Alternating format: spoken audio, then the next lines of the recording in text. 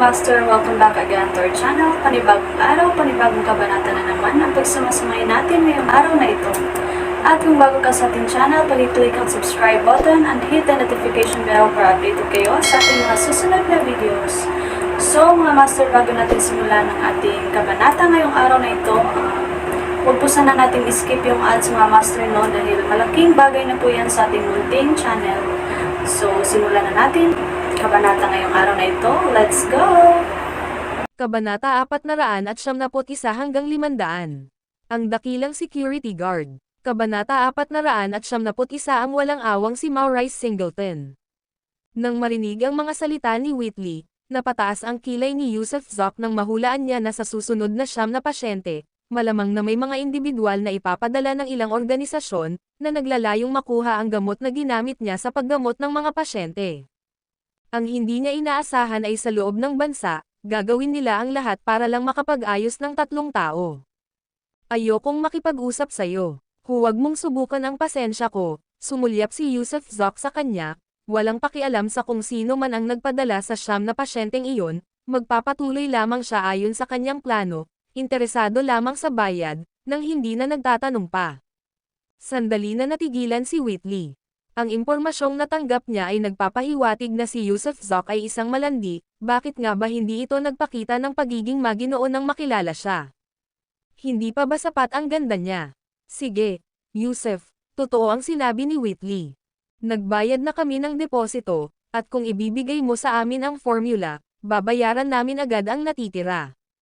Hindi mo nakakailanganing magpagamot ng kahit sino.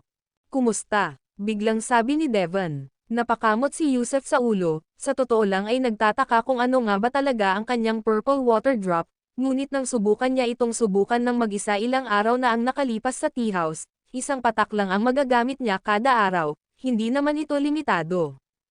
Kung hindi, kapag ginagamot ang pangalawang batch, hindi sana isa lang ang nagamot niya kada araw dahil iyon lang ang kaya niyang gawin sa isang araw.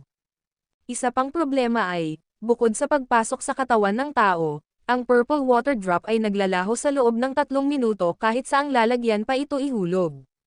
Tama, mawala, direktang magiging hangin, tulad ng pagpasok sa katawan ng tao, maaari lamang itong tumagal ng ilang minuto bago ilabas kasama ng pawis o iba pang likido sa katawan. Kaya, hindi niya talaga maibibigay ang purple water drop kahit kanino, hindi talaga ito maaaring ibigay. Siguro hinanap mo yung 9 na pasyenteng ginamo ko, di ba? Kung gusto mo ng gamot ko, kunin mo ang dugo nila o kung ano paman, kumurap si Yusuf at sinabi. Sinubukan na namin, at ganoon din ang ginawa ng ibang mga organisasyon. Pero ang nakuhang dugo o anumang iba pang sekresyon ay walang ipinakitang kakaiba, umiling si Devon. Tumango si Yusuf, nakumpirma ang sarili niyang conclusion, ang lila na patak ng tubig ay hindi maaaring kopyahin, makuha, ni hindi ito maaaring gawing formulang panggamot. Magpatuloy na tayo sa susunod na paksa. Hindi ko ibibigay sa iyo ang formula. Magpapatuloy ako ayon sa plano, gagamitin ko ang aking gamot upang magpagaling ng mga tao. Kung ayaw uminom ng gamot ng mga pasyente, pwede ko silang ibigay, pero hindi sa iyo, mahinahong sabi ni Yusuf. Ayos lang, tango ni Devon, dahil pumayag si Yusuf, mas pinadali nito ang lahat. May isa pa kaming kahilingan, na sana ay huwag mo nang ibigay ang natitirang gamot sa iba. Bagamat maaaring mahirap ito para sa iyo, na magpapababa sa iyong kinikita, ito ay isang bagay na may kaugnayan sa malambot at matigas na kapangyarihan ng isang bansa, kaya't sana'y pag-isipan mong mabuti ito. Hindi na kailangang isaalang-alang. Bukod sa inyong lahat, iba lang ang gagamutin ko, at problema na nila kung maaalis nila ito sa katawan ng tao o hindi, tumango si Yusuf, na nagbibigay ng katiyakan sa kanya. Mabuti, nagtitiwala ako sa salita mo, papuri ni Devon. At saka, ano ang mga plano mo para sa hinaharap? Laging nananatili sa ibang bansa. Napakadelikado ng pagiging nasa ibang bansa. Sa dami ng sensasyonal na bagay na pinukaw mo, mahirap nang hindi ma-target. Ipinapahiwatig mo ba na maaari akong bumalik sa aking bansa? Tumawa si Yusuf. Oo naman, bakit hindi? Ang mga dahon ay bumabalik sa kanilang mga ugat, at gayon din ang dapat gawin ng isang batang naligaw. Tiyak na hindi masarap ang pagkain sa ibang bansa, At sigurado akong nami-miss mo ang mga babae at kaibigan sa bayan, kaya oo, pwede ka nang bumalik. Walang nagsabing hindi mo kaya. Natatakot ako na kapag bumalik ako, sisigawan at sigawan mo ako. Natatawang sabi ni Yusef. Hindi mangyayari yan. Bago ako pumunta rito, binisita ko muna ang direktor at ang mga nakatataas. Binigyan natin sila ng briefing, kaya isa kang espesyal na kaso. Pinahahalagahan pa rin ng estado ang talento. Sige, aasikasuhin ko ang mga bagay-bagay sa ibang bansa at babalik ako, sabi ni Yusef kay Devon habang pinagsalikop ang mga kamay bilang pasasalamat, lubos na pinahahalagahan. May isa pa nga pala, nahihiyang panimula ni Devon habang sumusulyap kay Yusef. Kalimutan mo na yan. Agad na umiling si Yusef, kahit ano pa ang hilingin ni Devon, hindi na siya papayag. Alam mo ba kung ano ang kahilingan ko? Mausisang tanong ni Devon King. Dalawang posibilidad lang ang meron, ang isa ay ang sumali ako sa Dragon Group at maglingkod sa inyo, at ang isa naman ay, bueno, dapat para sa akin yan para makasama sa langit, di ba? Sabi ni Yusef Zok, habang nakataas ang kilay. Sash! Nang marinig ang mga salita ni Yusef Zok, bumantong hininga ng malalim si Devon King, pagkatapos ay tumingin kay Yusef Zok ng kakaiba at sinabing, ang talas talaga ng isip mo. Haha! Sabay na humagalpak ng tawa sina Yusef Zok at Devon King. Dahil sa pagkakataong sumali sa langit at kumita ng pera, hindi ka namin pahihirapan. Bakit hindi sumali? Malaking deal yan. Tukso ni Devon King. Walang anuman yan, pwede ka nang umalis. Isa pa, kung isasaalang-alang kung gaano kakasipag ang iyong pagtatrabaho, may sasabihin ako sa iyo, ang aking giuma ay tatagal lamang ng 3 minuto. Pagkatapos ng 3 minuto, automatiko itong mawawala sa hangin, kaya alamin mo kung paano ay preserve ang 3 patak na ibibigay ko sa iyo. Ano? Nagulat si Devon King sa mga sinabi ni Yusef Zok. Ang lugar na ito ay libu-libong milya ang layo mula sa ating bayan, 3 minuto. Hindi pa nga sapat ang oras na yan para lumabas ng Chinatown. Seryoso ka ba? Napalunok si Devon King at nagtanong. Maniwala ka man o hindi, nasa iyo na yan. Pero may mga siyentipiko kayo, pag-aralan nila ito at tingnan kung makakahanap sila ng paraan para mapangalagaan ito. Nakangiting sabi ni Yusef Zok. Sige, nakuha ko na. Mag-ingat ka rin sa ibang bansa. Hindi magiging panatag ang langit tungkol sa iyo, at malamang na hindi magtatagal at mahahanap ka rin ng ibang mga kapangyarihan. Huwag mong isipin na nakapagtago ka ng walang kapintasan, kung mahahanap ka namin, mahahanap din ng iba. Ingat ka. Pagkasabi niyan, umalis si Devon King kasama si Whitley Ortiz sa likurang pader. Si Yusef Zok ay sandaling nakaupong mag-isa sa looban, nag-iisip ng ilang sandali, pagkatapos ay bumalik sa loob ng bahay at kinuha ang telepono para tawagan si Zane Singleton. Magkano ang handang bayaran ng bawat isa sa 9 na pasyente? Tanong ni Yusef Zok sa malalim na boses.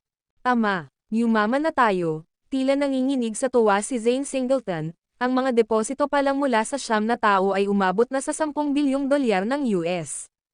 Kung isasama natin ang lahat, ang kabuuang kita natin ay 470 bilyon sa dolyar ng US. Nako, hindi napigilan ni Yusef Zok na mapabuntong hininga sa mga numero. Kung ay dinagdag pa ang bigay ng langit, kasama na ang mga kinita niya noon, ang kanyang kayamanan ay umabot sa isang kamangha-manghang bilang sa loob lamang ng ilang buwan, nalampasan pa nga ang bilang ng pinakamayayamang tao sa listahan ng Forbes.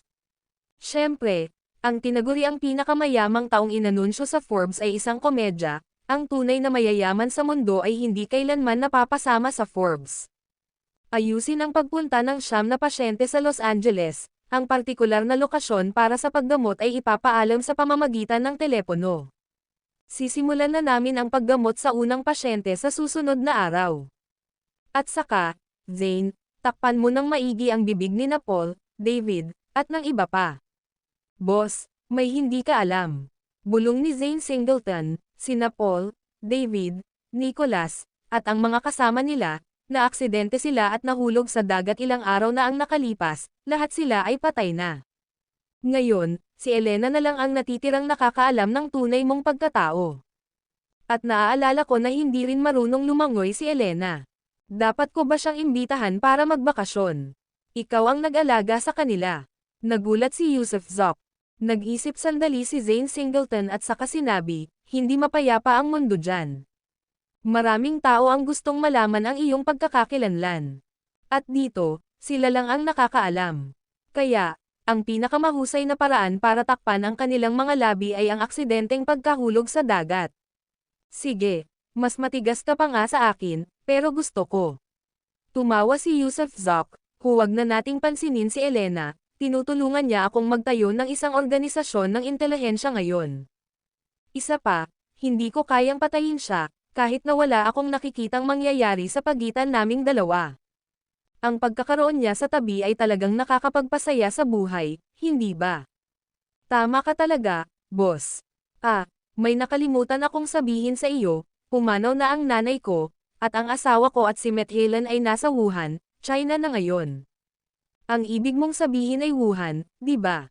Pagwawasto ni Yusuf Zoc habang pinagpapawisan. Oo, tama iyan. Noong nakaraang taon, noong Spring Festival, pinabili ko si Maclan ng bahay doon. Haha, Zane, ang galing mo talaga. Bumalik ka na sa trabaho, at kapag natapos mo na ang mga bagay-bagay, maghanap tayo ng lugar para uminom. Sige, boss, pero kailangan mo ring mag-ingat.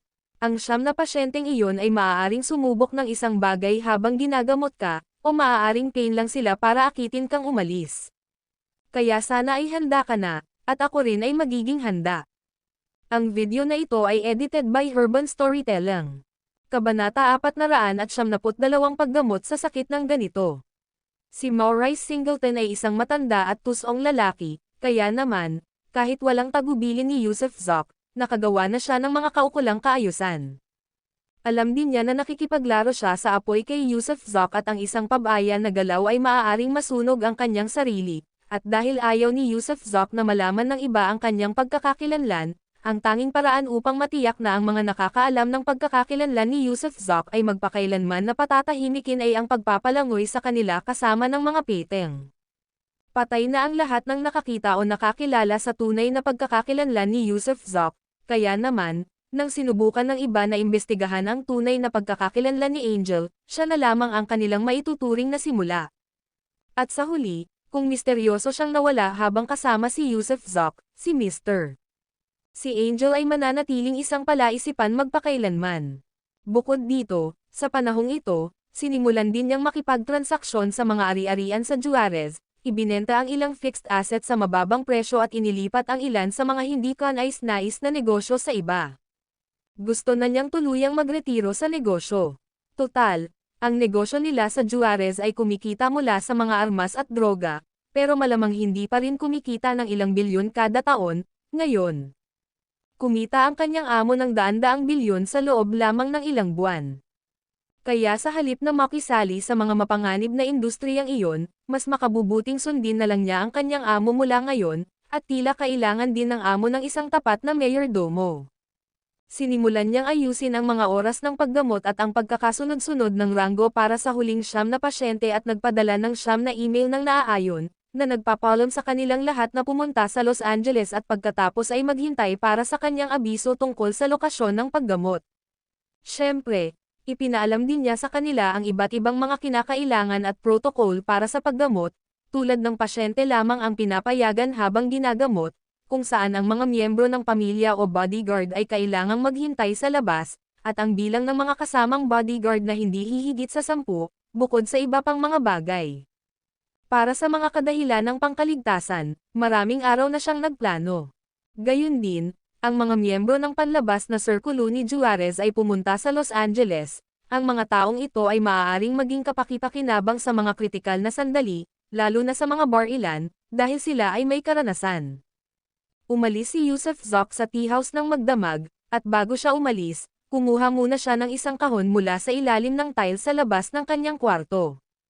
Ang kaong iyon ay naglalaman ng isang 7 kulay na perlas na katulad ng mata ng dragon, na natagpuan niya sa ilalim ng dagat. Hindi niya lubos na naunawaan ang gamit ng perlas, ngunit mayroon itong napakalaking enerhiya, na hindi niya kayang higupin. Ang 7 kulay na perlas ay nakaimpake rin sa kanyang travel bag, na naglalaman ng pera, mga regalo mula sa langit, at marami pang iba. Siyempre, kinuha niya rin ang laptop niya. Kung sakaling may makahanap man sa tea house sa huli, hindi siya mag-aalala, hindi man lang alam ng tea artist sa tea house ang tunay niyang pangalan, at ibang-iba ang hitsura niya kumpara dati, pamayat ng hindi bababa sa 15 hanggang halos 20 libra, may matangkad na balbas at mas mahabang buhok. Ibang-iba siya kumpara noong nasa China pa siya. Bago umalis, tinawagan niya si Luciano, na nagsabing nasa Timog Amerika sila, at nakarinig pa nga si Yusuf Zoc ng mga putok ng baril sa telepono. Pinayuhan na lang ni Yusuf Zoc si Luciano na mag-ingat at wala nang sinabi pa. Si Luciano ay isang taong may sukat, sabik na mabilis na mapalago at mabuo ang kanyang koponan, kaya ang pinakamahusay na pag-unlad ay nagmula sa tunay na pagsasanay sa pakikipaglaban. Nakapatay ng tuluyan ang telepono ni Elena.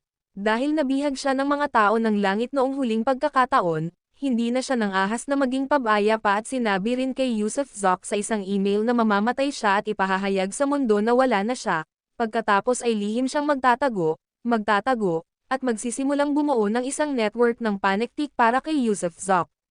Natakot ang batang babae, dahil napakadali lang nitong matagpuan, na nangangahulugang maaari siyang mamatay anumang oras, kaya hindi na niya kailangang ipagwalang bahala ang mga bagay na ito. Kuwait. Pagkalipas ng isang araw, nakipagkita si Yusuf Zoc kay Maurice Singleton, na, nakakagulat, ay walang kasamang mga bodyguard, dahil magkasama sina Hubby Pope at Luciano, kaya't naiwan si Maurice Singleton ng mag-isa. Nagmamaneho siya ng isang napaka-ordinaryong vintage na kotse at nakabalat kayo, ang kanyang kalahating puting buhok ay kinulayan ng itim, pekeng kilay, at isang malaking balbas na nakakabit, kasama ang isang pares ng maliliit na salamin na nagpaiba sa kanya kumpara dati. Sa likod ng kotse, nagpalit din ng damit si Yusuf Zoc, ang parehong robo na siyang dahilan kung bakit siya, hindi nakikita. Boss, ang unang pasyente ay mula sa Estados Unidos, sinasabi niyang may cancer siya, pero sa tingin ko ay scam ito. Walang direksyon ang pagmamaneho ni Maurice Singleton, pareho silang hindi pa nakakapagdesisyon ni Yusuf Zoc kung saan gagawin ang paggamot, habang naghihintay pa rin ng abiso ang kabilang panig. Scam man ito o hindi, pera lang ang pinaplano namin. Sabihin mo sa kanila na kapag nagkita tayo, kailangan nilang ilipat ang natitirang pondo sa ating Swiss bank account. Bawal ibigay ang koneho hanggat hindi ko nakikita ang agila, hindi ko siya gagamutin hanggat hindi ko nakikitang dumarating ang pera. Sige, saan gagamutin ang unang pasyente? Pinarada ni Maurice ang sasakyan sa gilid ng kalsada at kinuha ang kanyang laptop para kontaken ang kabilang panig. Ang aming Suarez Hotel, nakangiting sagot ni Yusuf. Sige. Tumanggo si Maurice, alam niya ang tungkol sa mga mahiwagang kakayahan ni Yusuf, kabilang ang pagiging hindi nakikita, kaya hindi masyadong magkakaroon ng panganib sa Suarez Hotel. Bukod pa rito, karamihan sa mga gangster ng Wale ay nakapwesto sa hotel, handang umalis ayon sa utos. Agad niyang ipinaalam sa kabilang panig sa pamamagitan ng email ang lokasyon ng paggamot at ang mga kinakailangan para sa natitirang pondo. Malamang ay naghihintay ang kabilang panig sa tabi ng kanilang computer dahil mabilis itong tumugon ng okay. Dapat mong iparada ang kotse sa coffee shop, 1 kilometro ang layo. Pamilyar na si Yusuf sa lupain sa paligid ng Suarez Hotel at personal niyang sinuri ang lugar. Dahil ang hotel ay matatagpuan sa isang mataong lugar na may maraming gusali, ang pagpaparada ng kotse ng 1 kilometro ay nangangahulugan na ito ay 2 blok ang layo, na pinaghihiwalay ng maraming malalaking gusali, kaya imposibleng mahanap ng CIA si Maurice. Hintayin mo na lang ako sa kotse, hindi mo na kailangang mag-alala. Sabihin mo sa mga tauhan mo na kung may maririnig na putok ng baril sa hotel, maaari silang magpaputok ng walang pinipili at makapatay agad kapag nakita nila. Tulad ng alam mo, kaya kung maging invisible, para ma-maximize nila ang firepower nila. Naiintindihan ko, boss. Ilalabas ko agad ang mga utos. At kunin mo ito para sa pagtatanggol sa sarili. Inihagis ni Maurice ang isang pistulang naka-silent kay Yusuf, sumenyas na pumayag, at saka in-email ang mga utos sa mga miyembro ng Hualay Gang. Isinuksok ni Yusuf ang pistola sa kanyang jacket, nagmukhang hindi nakikita, at saka nagsimulang maglakad patungo sa hotel. Kayang saklawin ng kanyang telekinesis ang hanggang 1,200 metro, kaya nakikita niya ang bawat maliit na galaw sa loob ng saklaw na iyon. Malapit lang, magulo ang mga kalye, may mga kalalakihan at kababaihang nakasuot ng trench coat na tumatakbo sa gitna ng mga tao, at ilang mga kotse na nagmamadaling papunta sa hotel. Napansin pa ni Yusuf ang isang van na nakaparada hindi kalayuan sa hotel na punong-puno ng mga high-tech na kagamitan, at may ilang taong nagmamaneho nito. Tama ang hula ni Maurice, ang unang malaking gastuseng ito ay isinaayos ng mga Amerikano. Nakuha nila ang unang pwesto, sa layuning mahuli si Yusuf o makuha ang sa tingin nila ay ang buong hanay ng kanyang gamot. Pumasok si Yusuf sa hotel nang walang ingay at di nagtagal ay napansin niya ang isang babaeng staff sa ikalawang palapag na naglalagay ng kahon ng sigarilyo sa isang paso sa pasilyo, mga kagamitan sa pagmamatsyag. CIA rin ang katulong, na pagtanto ni Yusuf, kahit hindi niya alam kung kailan ito itinanam doon. Tila nakalusot na ang CIA kahit saan. Di nagtagal pagkarating ni Yusuf sa hotel, isang business van ang huminto sa harap, at inilabas ang isang wheelchair, kung saan nakaupo ang isang pasyenteng nasa edad 60, kasunod ang 3 tao, 2 lalaki at isang babae. Nakatayo sa isang silid ng hotel, nakita ni Yusuf sa kanyang isipan na ang buong block ay naselyuhan, at ang hotel ay napapalibutan ng mga lalaking nakaitim na parang bar aisles na bakal. Hindi napigilan ni Yusuf ang matawa ng tahimik. Dapat ba itong paggamot? Parang operasyon ng paniniktik. Ang video na ito ay edited by Urban Storytelling. Kabanata 473 pagganap bilang rogue. Ang pasyenteng nasa wheelchair ay nagpareserba ng kwarto at nag-check-in kasama ang 2 lalaki at isang babae.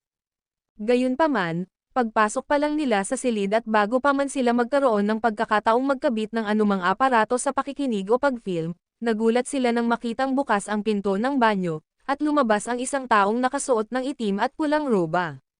Nagulat ang 4 na miyembro, at ang 3 tagasunod na naghahalongkat ng mga aparatong pangpakinig o kamera ay agad na tumigil sa kanilang mga aksyon. Binati sila ni Yusuf Zoc sa Ingles, maaari na ninyong ayusin ang pagbabayad ng natitirang halaga ngayon, at ibigay na rin ninyo sa akin ang inihandang Purple Pearl. Gayun din, hindi mo na kailangang ilabas ang iyong mga aparato para sa pakikinig o pagfilm.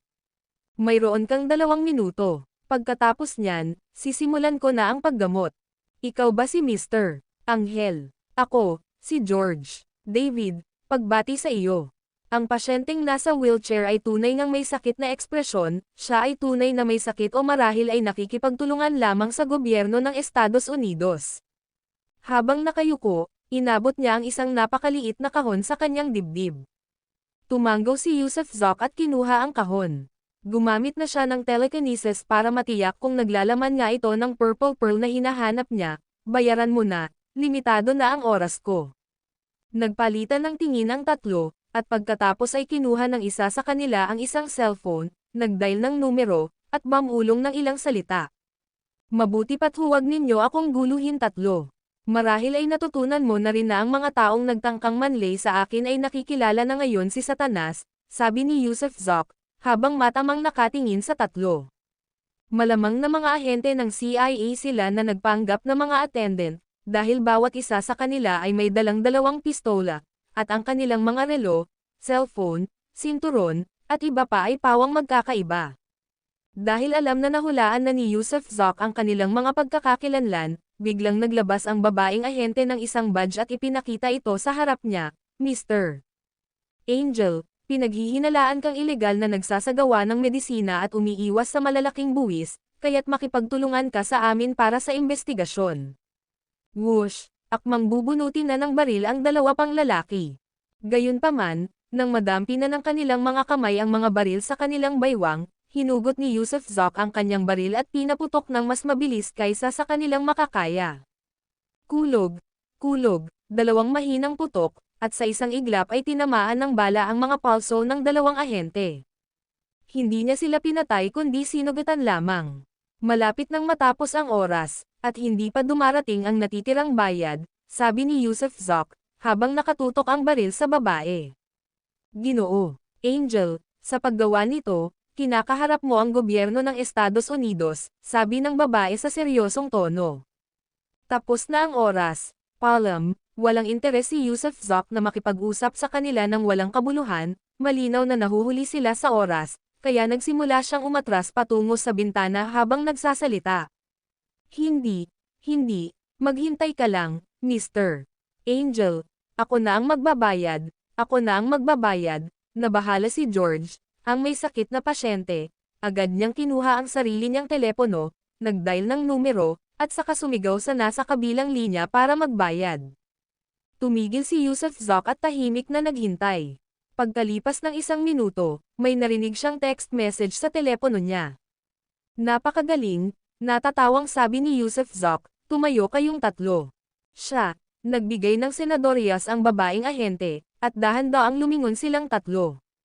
Ngunit ng paglingon ng tatlo, biglang tinakpan ng kabilang kamay ni Yusuf Zoc ang mga mata ni George at mabilis na ibinuka ang kanyang bibig, at nagpatak ng isang patak ng lilang likido dito. Kasabay ng isang malakas na putok, sa sandaling tumama ang lilang patak sa bibig ni George, binasag ni Yusuf Zoc ang salamin na bintana at mabilis na tumalon palabas. Sus Mariosep, mura ng babaeng ahente at patakbong lumapit sa bintana para sumilip sa ibaba. Ngunit sa ibaba, ang lalaking kilala bilang si Mr. Wala si Angel, at maraming ahente ang tumatakbo papunta sa direksyong iyon, ngunit nawala na siya. Sa sandaling iyon, nagsimulang umungol sa sakit si George. Hindi siya pinansin ng tatlong ahente, lalo na ang babaeng ahente na, pagkatapos magmura, ay tumalon din sa bintana. Mahusay siya at ligtas na nakarating, agad na binunot ang kanyang baril upang hanapin siya. Maraming ahente na nakaitim ang nakapalibot sa kanya, at nagtatanong kung nasaan siya. Minamaliit namin ang tingin niya, maaaring hindi siya isang ordinaryong tao kundi isang taong may mga espesyal na kakayahan, sabi ng babaeng ahente habang kinukuha ang isang walkie-talkie. Chris, sinasabi sa akin ng intuition ko na isa siyang telekinetic. Ano? Isang taong may espesyal na kakayahan. Bigyan mo ako ng dahilan. Isang malakas na boses ang narinig ko mula sa walkie-talkie. Ito ang aking intuition. Kaya, Chris, malabong mahuli siya ng mga tao natin ngayon. Kaya nga kailangan mong humingi ng backup. Ibig mong sabihin, gagamitin mo ang mga individual ng Sea Eagle na may mga espesyal na kakayahan. Huminga ng malalim si Chris. Tama, kung kaharap natin ang isang taong may espesyal na kakayahan, wala tayong pag-asa. Kaya, hayaan na lang natin ang Sea Eagle na kumilos. Nawala na natin ang track kung saan ang target. Sige, hihingi ako ng permiso sa mga nakatataas sa akin, pero hindi na natin kayang magkamali pa. 2 lang ang pagkakataon natin, 2 lang. Ibinaba ng babaeng special agent ang walkie-talkie at nagpatuloy sa paghahanap sa mga dingding ng motel, naghahanap din ng anumang kaina-hinalang pahiwatig. Gayunpaman, hindi niya alam na sa sandaling ito, sina Yusuf Zoc at Maurice Singleton ay muling walang patutunguhan na pag-alagala sa mga lansangan ng Los Angeles. Malapit na itong mangyari, pero mga regular na ahente lang ang ipinadala ng CIA, umiling si Yusuf Zoc, na nakaupo sa kotse. Hindi nila alam ang kanyang mga kakayahan, kaya inakala nilang mahuhuli siya ng mga ordinaryong ahente, ngunit pagkatapos nito, malamang na magpapadala ang CIA ng mas malakas na pangkat. Boss, sa tingin ko wala nang sino man sa mundo ang makakabihag sa iyo. Hindi pinalampas ni Maurice ang pagkakataong mambola. Hehe, pagkatapos kong mapagaling ang ibang mga pasyente, magsasaya ako kasama nila. Ang dahilan kung bakit walang pinatay si Yusuf Zoc ay dahil gusto niyang mapagaling ang lahat ng ibang mga pasyente. Kung nakapatay siya ng tao ngayon, ibang usapan sana. Gayunpaman, hindi siya nag-atubili na magsagawa ng isang napakatinding pagpatay bago umalis. Minamaneho ni Maurice ang kotse papunta sa isang restaurant malapit sa istasyon ng subway at pagkatapos ay pumasok sa restaurant kasama si Yusuf Zoc na naglalakad ng may kumpiyansa. Walang nakakilala kay Yusuf Zoc, nakabalat kayo siya, kaya walang nakakakilala sa kanila. Habang kumakain sa restaurant, nakita ni Yusuf Zoc ang impormasyon sa pangalawang pasyente sa kanyang laptop. Hindi inaasahang isa itong Hapon. Nako, hindi ko pa nasasabi sa iyo noon, pero hindi ako nanggagamot ng mga Hapon. Minasahe ni Yusuf Zoc ang kanyang mga sentido. Ang pangalawang pasyente ay hindi ang punong ministro ng Hapon, kundi isang lalaking nasa katanghaliang gulang, na mayroon ding sakit na AIDS. Pero nakolekta ko na ang deposito, nahihiya at napahiya na sabi ni Maurice. Huwag kang mag-alala, Pumunta rin sila sa Los Angeles, di ba? Ngumiti si Yusuf Zoc, alamin mo kung saan sila titira. Pupuntahan natin sila bukas ng umaga nang hindi inaayos ang lugar para sa paggamot ng maaga. Nakasaad sa email ang kasalukuyan nilang address sa Hilton Hotel, pero walang tiyak na numero ng kwarto. Walang problema, bukas, gaya pa rin ng dati. Mag-park ka isang block ang layo mula sa Hilton, at hahanapin ko sila. At, gusto kong kumilos ng walang kahihiyan. Nagpakawala ng tawa si Yusuf Zoc at isinara ang kanyang laptop. Kumikilos ng walang kahihiyan. Anong ibig mong sabihin? Hindi maintindihan ni Maurice. Simple lang, sabi ni Yusuf Zoc, habang kumakain ng pizza at tumatawa. Bukas, kapag nagkita tayo, papabayaran ko sa kanila ang natitira. Kapag natanggap ko na ang bayad sa account, aalis na ako at hindi ko na sila gagamutin. Napaawang ang bibig ni Maurice, at kumurap siya, hindi maganda yan, di ba? Kung isisiwalat nila ang balita, maaaring hindi magbayad ng maaga ang mga tao kapag nag-alok kami ng paggamot sa hinaharap. Hehe, kahit ano pwedeng sabihin ng mga tao, sagot ni Yusuf Zoc, mag-email ka lang sa ibang mga pasyente pagkatapos at magpaliwanag. Sabihin nating ang pasyenteng Hapones ay ipinadala ng gobyerno ng Hapon upang pagnakawan ang anghel, kaya naman si Mr. Ayaw siyang tratuhin ni Angel dahil sa galit. At bigyan din ng babala ang ibang mga pasyente na gawin ang mga Hapones bilang halimbawa, kung makikipagtulungan sila sa mga gobyerno o organisasyon, hindi sila magagamot. Magandang ideya. Sa ganoong paraan, mapipigilan nito ang iba, at hindi makapagsalita ang mga Hapones. Pumalakpak at tumawa si Maurice. Ang totoo, ayoko lang talaga sa mga Hapon, kaya plano kong maging walang hiya. Ang video na ito ay edited by Herban Storytelling. Kabanata 474 na landas ng October Ogram. Pagkatapos ng isang simpleng fast food, hinatid ni Maurice Singleton si Yusuf Zoc patungo sa Pantalan. Dahil sa Pantalan, naghanda si Maurice ng isang yate, at ang Pantalan ay konektado sa dagat at lupa, na nagbibigay daan sa kanila na umalis sa lugar sa pinakamabilis na bilis kung sakaling may mangyaring hindi maganda. Samantala, maingat na binuksan ni Yusuf, na nakaupo sa likuran ng kotse, ang kahon na naglalaman ng Purple Pearl. Sa katunayan, wala na siyang pakialam kung gaano karaming pera ang mayroon siya, kaya tunay niyang hinaanggad na palakasin ang kanyang sarili, at ang kapangyarihan ng isang Purple Pearl ang nagudyok sa pagbukas ng ikatlong blood bead. Mataas ang kanyang pag-asa, ngunit naghanda rin siya na mawalan ito ng saysay, handa na siya para sa alinmang resulta. Nang mabuksan ang maliit at magandang kahon, ang lilang perlas ay nagningning ng maningning, makinis, at bilog, at napakaganda. Total, dahil kulay lila ito, mukhang napakarangyan ito. Marahan niyang kinurot ang Purple Pearl at saka mabilis itong hinawakan sa kanyang palad. Noong nakaraan, sa sandaling mahawakan niya ito, ang Purple Pearl ay automatikong nasisipsip ng blood bead sa kanyang isipan, kaya handa na rin siyang masipsip ito sa pagkakataong ito. Gayunpaman, matapos itong hawakan ng halos 10 segundo, kumunot ang noo ni Yusuf, dahil walang anumang reaksyon, walang tugon mula sa mga dugo sa kaibuturan ng kanyang isipan, ni mula sa lila na perlas, wala ni katiting na reaksyon. Iba ang dating pagkakataon, nang makita ni Yusuf ang Purple Pearl dati, ang mga blood beads sa kaibuturan ng kanyang isipan ay naging sabik, parang nangangati ang mga ito na tumalon palabas, kaya naman agad nila itong nasisipsip ng hawakan niya ito. Pero sa pagkakataong ito, ang sabik na sensasyon na iyon ay tuluyang nawala. Maaari kayang ang Purple Pearl na ito ay walang ganitong uri ng enerhiya. Ibinuka ni Yusuf ang kanyang kamay at maingat na sinuri gamit ang kanyang telekinesis, ngunit tila isa nga itong perlas, kahit papaano ang komposisyon nito ay kapareho ng sa isang perlas. Kung gayon, maaaring usapin ito ng kalidad, o tekstura, o marahil ng edad. Malalim na buntong hininga ni Yusuf.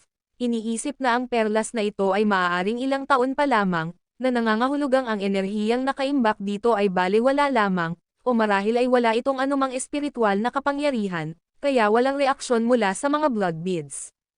At ang orihinal, maaaring nakapag-ipon ito ng enerhiya sa loob ng daan-daan o kahit libu-libong taon, kaya naman naglalaman ito ng enerhiya.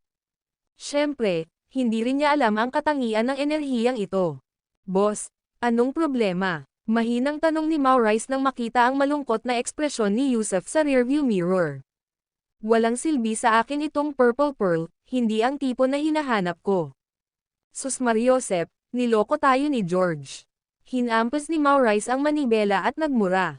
Hindi niya kasalanan, isa nga itong deep sea purple pearl, na nagkakahalaga ng ilang daan o kahit libu-libong dolyar, pero hindi ito ang uri na kailangan ko, umiling si Yusuf.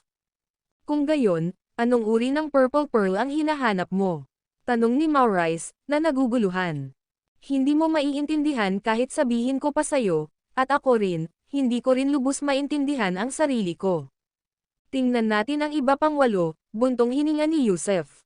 Ang dahilan kung bakit tinanggap ni Maurice ang 9 na pasyenteng ito ay dahil lahat sila ay nakahanap ng purple pearls, dahil ang mga hindi pa ay hindi isinama, gaano man karami ang kanilang pera.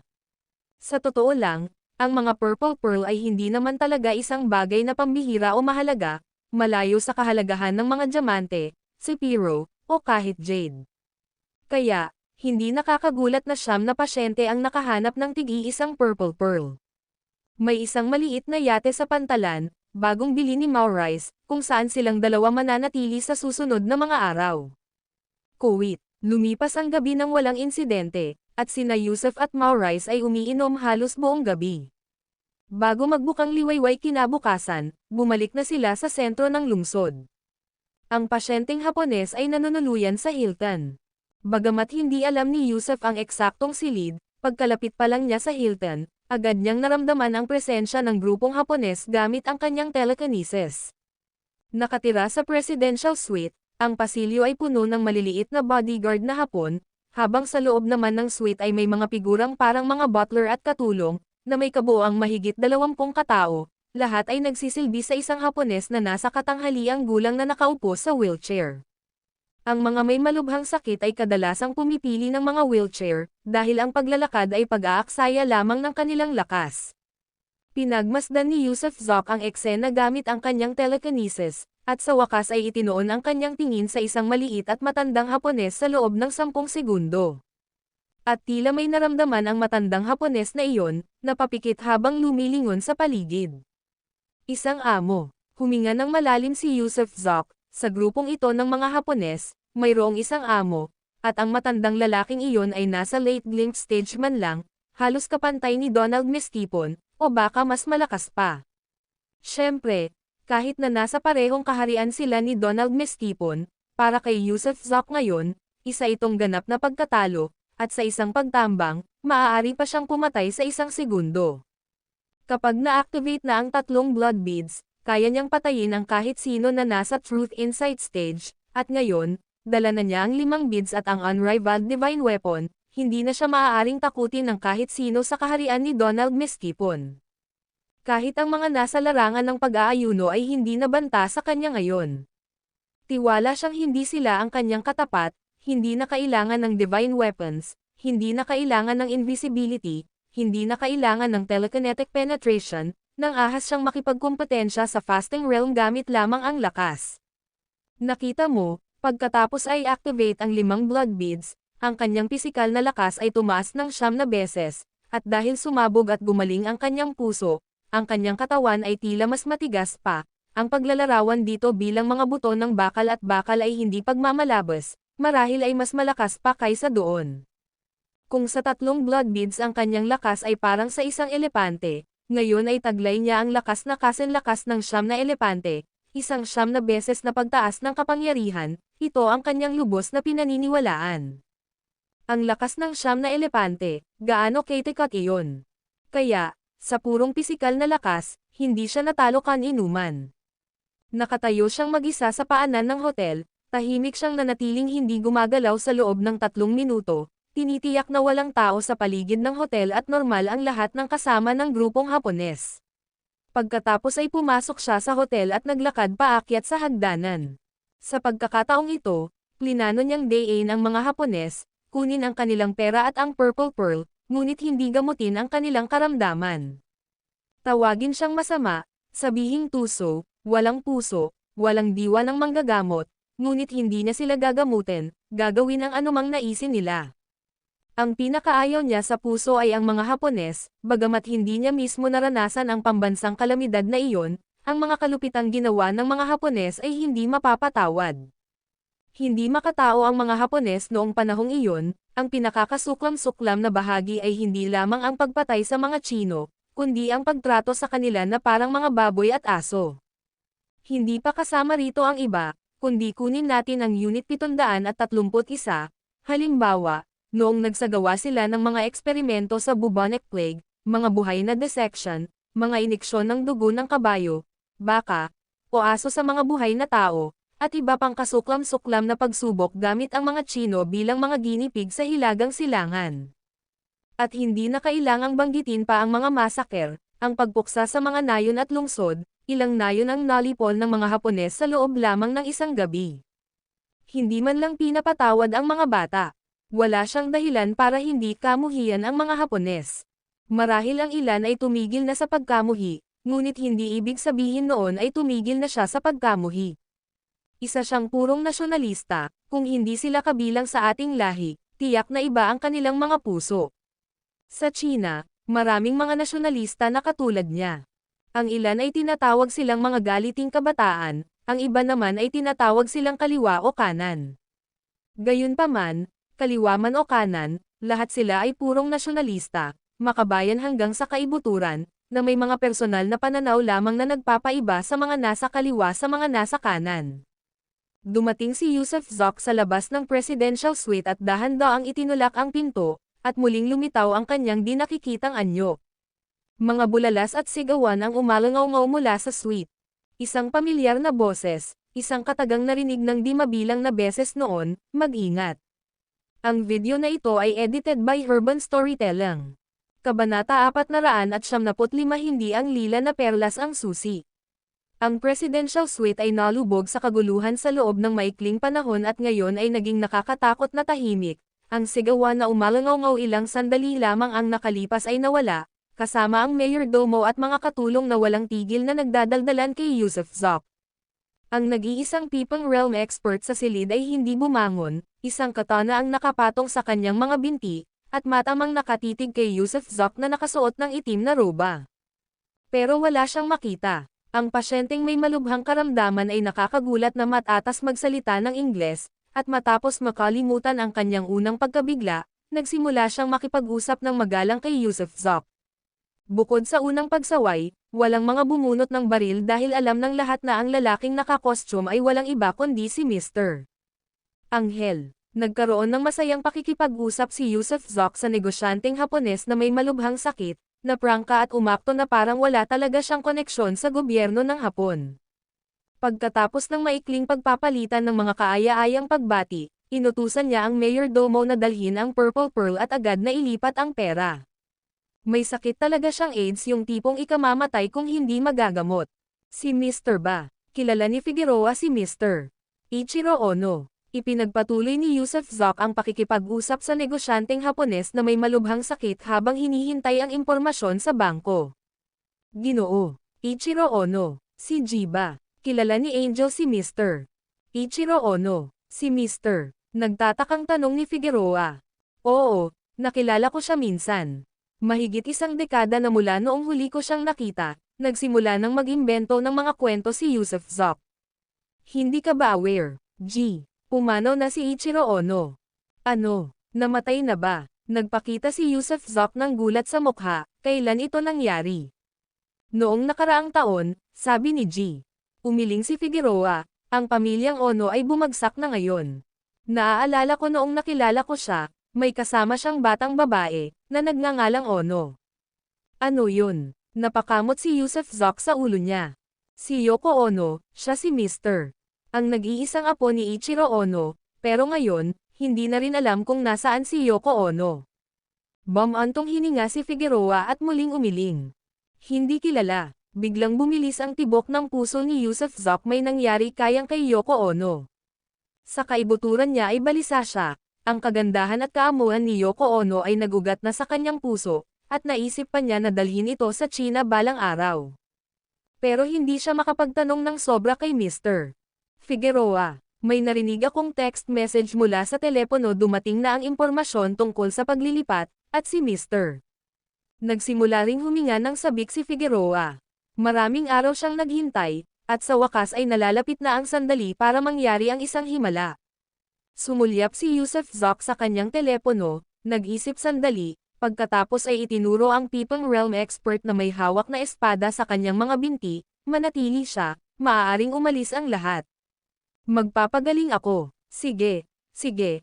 Ayon sa gusto mo, sabi ni Mr. Agad na natuwa si Figueroa. Ang orihinal niyang intensyon ay panatilihin din ang People Realm expert, kaya mabilis siyang nagsalita ng ilang salita sa wikang Hapon at pagkatapos ay umalis ang iba sa suite na may maraming yumuyuko at nag-ingay. Bahagyang ngumiti si Yusuf Zoc, tumayo, at naglakad patungo kay Mr. Figueroa. At agad ding tumayo ang lalaki, dala ang kanyang espada nang makita niyang tumatayo si Yusuf Zoc. Gayunpaman, pagkatayo pa lang niya, si Yusuf Zoc, na dahan-daang sumusulong, ay biglang sumugod ng may isang iglap, at ang matalas na purple glory sword ay agad na bumunot ng kaluban, at tinamaan ang eksperto. Bastos ka, dahil hindi marunong mag-Ingles, nagmura ang lalaki sa wikang Hapon, kasabay ng pagbunot ng kanyang espada sa kalahati para subukang harangan ang suntok ni Yusuf Zoc. Ngunit pagkatapos, sa kanyang labis na pagkasindek, habang siya'y sumasalag, ang purple light sword ni Yusuf Zoc ay tila kumikislap na may kasamang lilang liwanag. Nabasag ang sarili niyang espada, at pagkatapos ay nakita niya ang pagtalsik ng dugo na parang nakarating kay Mr. Ang mukha ni Figueroa, na sumisigaw din sa gulat at sakit. Nawalan siya ng malay, at ang huling bagay na nakita niya sa mundong ito ay ang dugong tumalsik sa mukha ng kanyang Panginoon. Malinis siyang nahati mula ulo hanggang paa, isang espada na nahati sa dalawang bahagi, pantay-pantay. Sayonara, bulalas ni Mr. Figueroa, saka narinig ang isang palm, at binasag ang bintana. Nagtakbuhan papasok ang mga tao sa labas, ngunit nang makita nila ang dugo sa lahat ng dako at ang bangkay ay nahati sa dalawa, hindi nila napigil ang mapasigaw sa takot.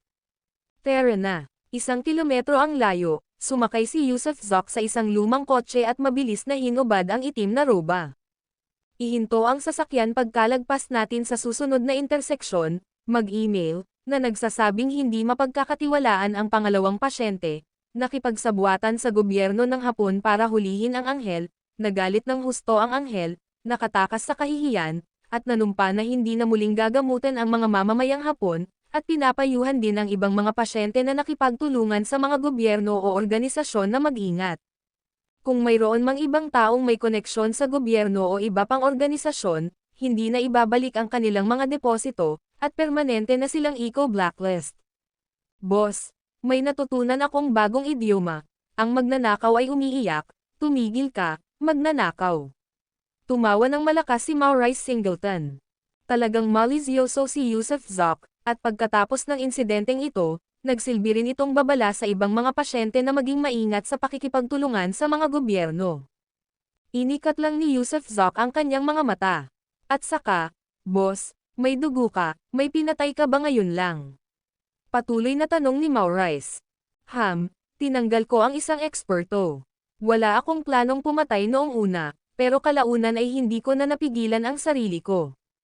Akala ko ang pagpatay sa isa ay nakakabawas sa isa, kahit papaano ay pinapahina nito ang kapangyarihan ng martial arts ng Hapon, at sinubukan din nito ang aking lakas, na nakapatay ng 2 ibon gamit ang isang bato. Labis na nasiyahan si Yusuf Zoc.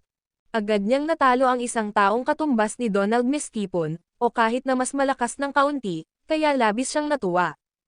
Sa tingin ko wala ng ibang tao sa mundo ang makakapareha mo. Umiling si Maurice at sinabing, hindi ibig sabihin na kahit hindi mo pa sila nakikita ay wala na sila, may nakilala na akong isa dati, isang gumagamit ng mga espesyal na kakayahan na kayang maglabas ng mahigit 100,000 boltahe sa isang palad lang. Kaya, maraming hindi kilalang malalakas na individual sa mundong ito. Kung gayon, matatalo mo ba ang gumagamit ng kuryenteng iyon? Gulat na tanong ni Maurice. Hindi ko kaya dati, pero ngayon hindi na dapat maging malaking problema. Gayunpaman, hindi ko pa ito nasusubukan sa isang laban, kaya kailangan itong maghintay hanggang matapos ang isang laban bago ito masuri. Sige, Huwag mo na akong istorbohin at ipadala mo na ang email ayon sa inorder ko. Pagkatapos habarin ang roba, agad na kinuha ni Yusuf Zoc ang kahon na ibinigay sa kanya ni Alma Figueroa at sabik ng hawakan ang purple pearl sa kanyang kamay. Walang reaksyon. Kahit kititing na reaksyon wala. Naghintay si Yusuf Zoc ng 3 minuto, pagkatapos ay malungkot na itinapon ang purple pearl. Bagamat naihanda na niya ang kanyang sarili sa pag-iisip at alam niyang hindi mahuhulaan ang pag-activate ng mga blood beads, ang kawalan ng reaksyon mula sa dalawang magkasunod na beads ay nagparamdam sa kanya ng labis na depresyon at pagkainis.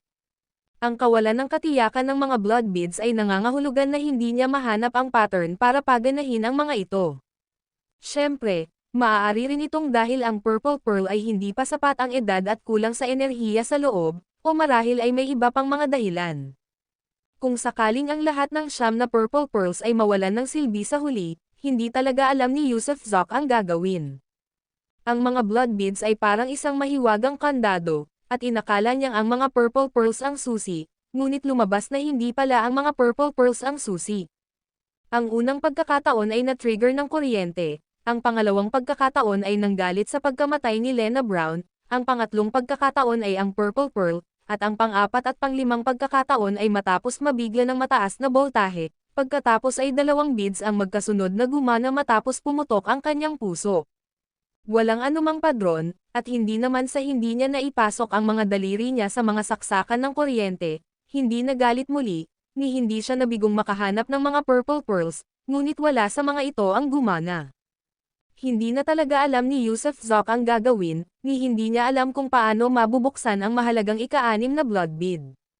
Ibigay mo sa akin ang impormasyon tungkol sa ikatlong pasyente, kailangan nating magmadali, tapusin ang paggamot sa iba, at pagkatapos ay umuwi na agad. Okay. Pinarada ni Maurice Singleton ang kotse at saka inilipat ang impormasyon mula sa mailbox papunta sa email ni Yusuf Zoc. Nahalata niyang galit na galit si Yusuf Zoc, tila nagngangalit, at ang lalaki naman ay nakakatakot at mabangis, kaya hindi na siya nang ahas na huminga ng malalim. Ang video na ito ay edited by Herban Storytelling. Kabanata 476 na pangangaso sa anghel. Nalinlang ang mga Hapones, ngunit nagngingit-ngit na lamang ang kanilang mga ngipin at tiniis ito, dahil tinalo sila ni Angel ng husto sa pamamagitan ng pagpapadala ng isang email na nag-aanunsyo ng bagay na ito, na pinaratangan silang nakipagsabwatan sa gobyerno ng Hapon upang dukutin si Angel. Kaya, nang marinig ng batang lalaking si Kamay ang balita, agad siyang nagalit ng husto para mamatay. Sa mga sumunod na araw, sinimulan ni Yusuf Zoc ang isang mahirap na serye ng mga konsultasyong medikal. Ang pangatlo ay Chino, inayos ng Dragon Group, at walang pasyenteng lumitaw, tanging isang taong tila isang siyentipikong mananaliksik, na may dalang lalagyan na maaaring eye freeze. Ang pang-4 at pang-5 ay mula sa mga bansang Arabo. Ang pang-6 ay mula sa Timog Amerika. Ang ika-7 mula sa UK. Ang ika-8 at ika-9 ay mga Chino rin. Amerikano ang huli. Pagkatapos ng 8 magkakasunod na abalang araw, walang naranasang sorpresa si Yusuf Zoc, at bago niya itinigil ang pagtingin sa mga pasyente noong ika-9 na araw, maingat niyang sinuri ang impormasyon tungkol sa ika-9 na pasyente. Sa pagkakataong ito, hindi na ito magiging madali para sa iyo. Hindi rin ligtas para sa atin ang maglakbay sa dagat o lupa, dahil ang kanilang kapangyarihang pandagat ang pinakamalakas. Isang barkong pandigma na lang at lulubog na tayo, kaya hindi tayo makakapaglakbay sa tubig o lupa, sabi ni Yusuf Zoc habang sinisimulang iimpake ang kanyang mga gamit.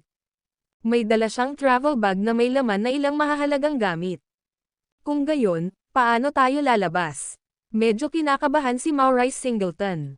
Ngayon ang huling araw, at kahit na nagkaroon ng kaunting alitan sa nakalipas na 8 araw, naayos naman ito lahat ni Yusuf Zoc.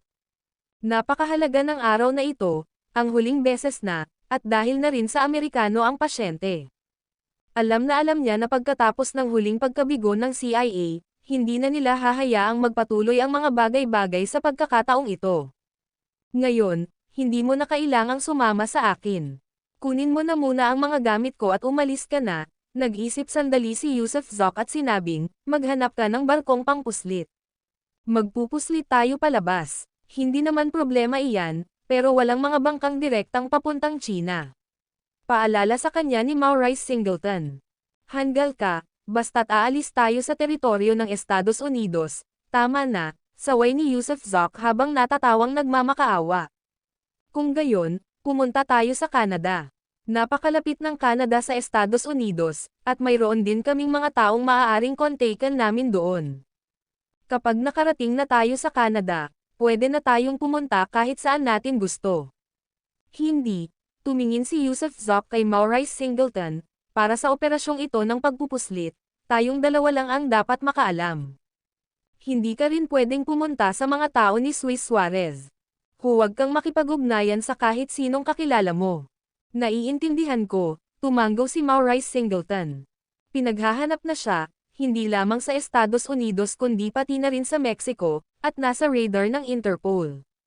Bukod dito, malamang na marami sa loob ng Swiss Suarez ang nakompromiso ng CIA.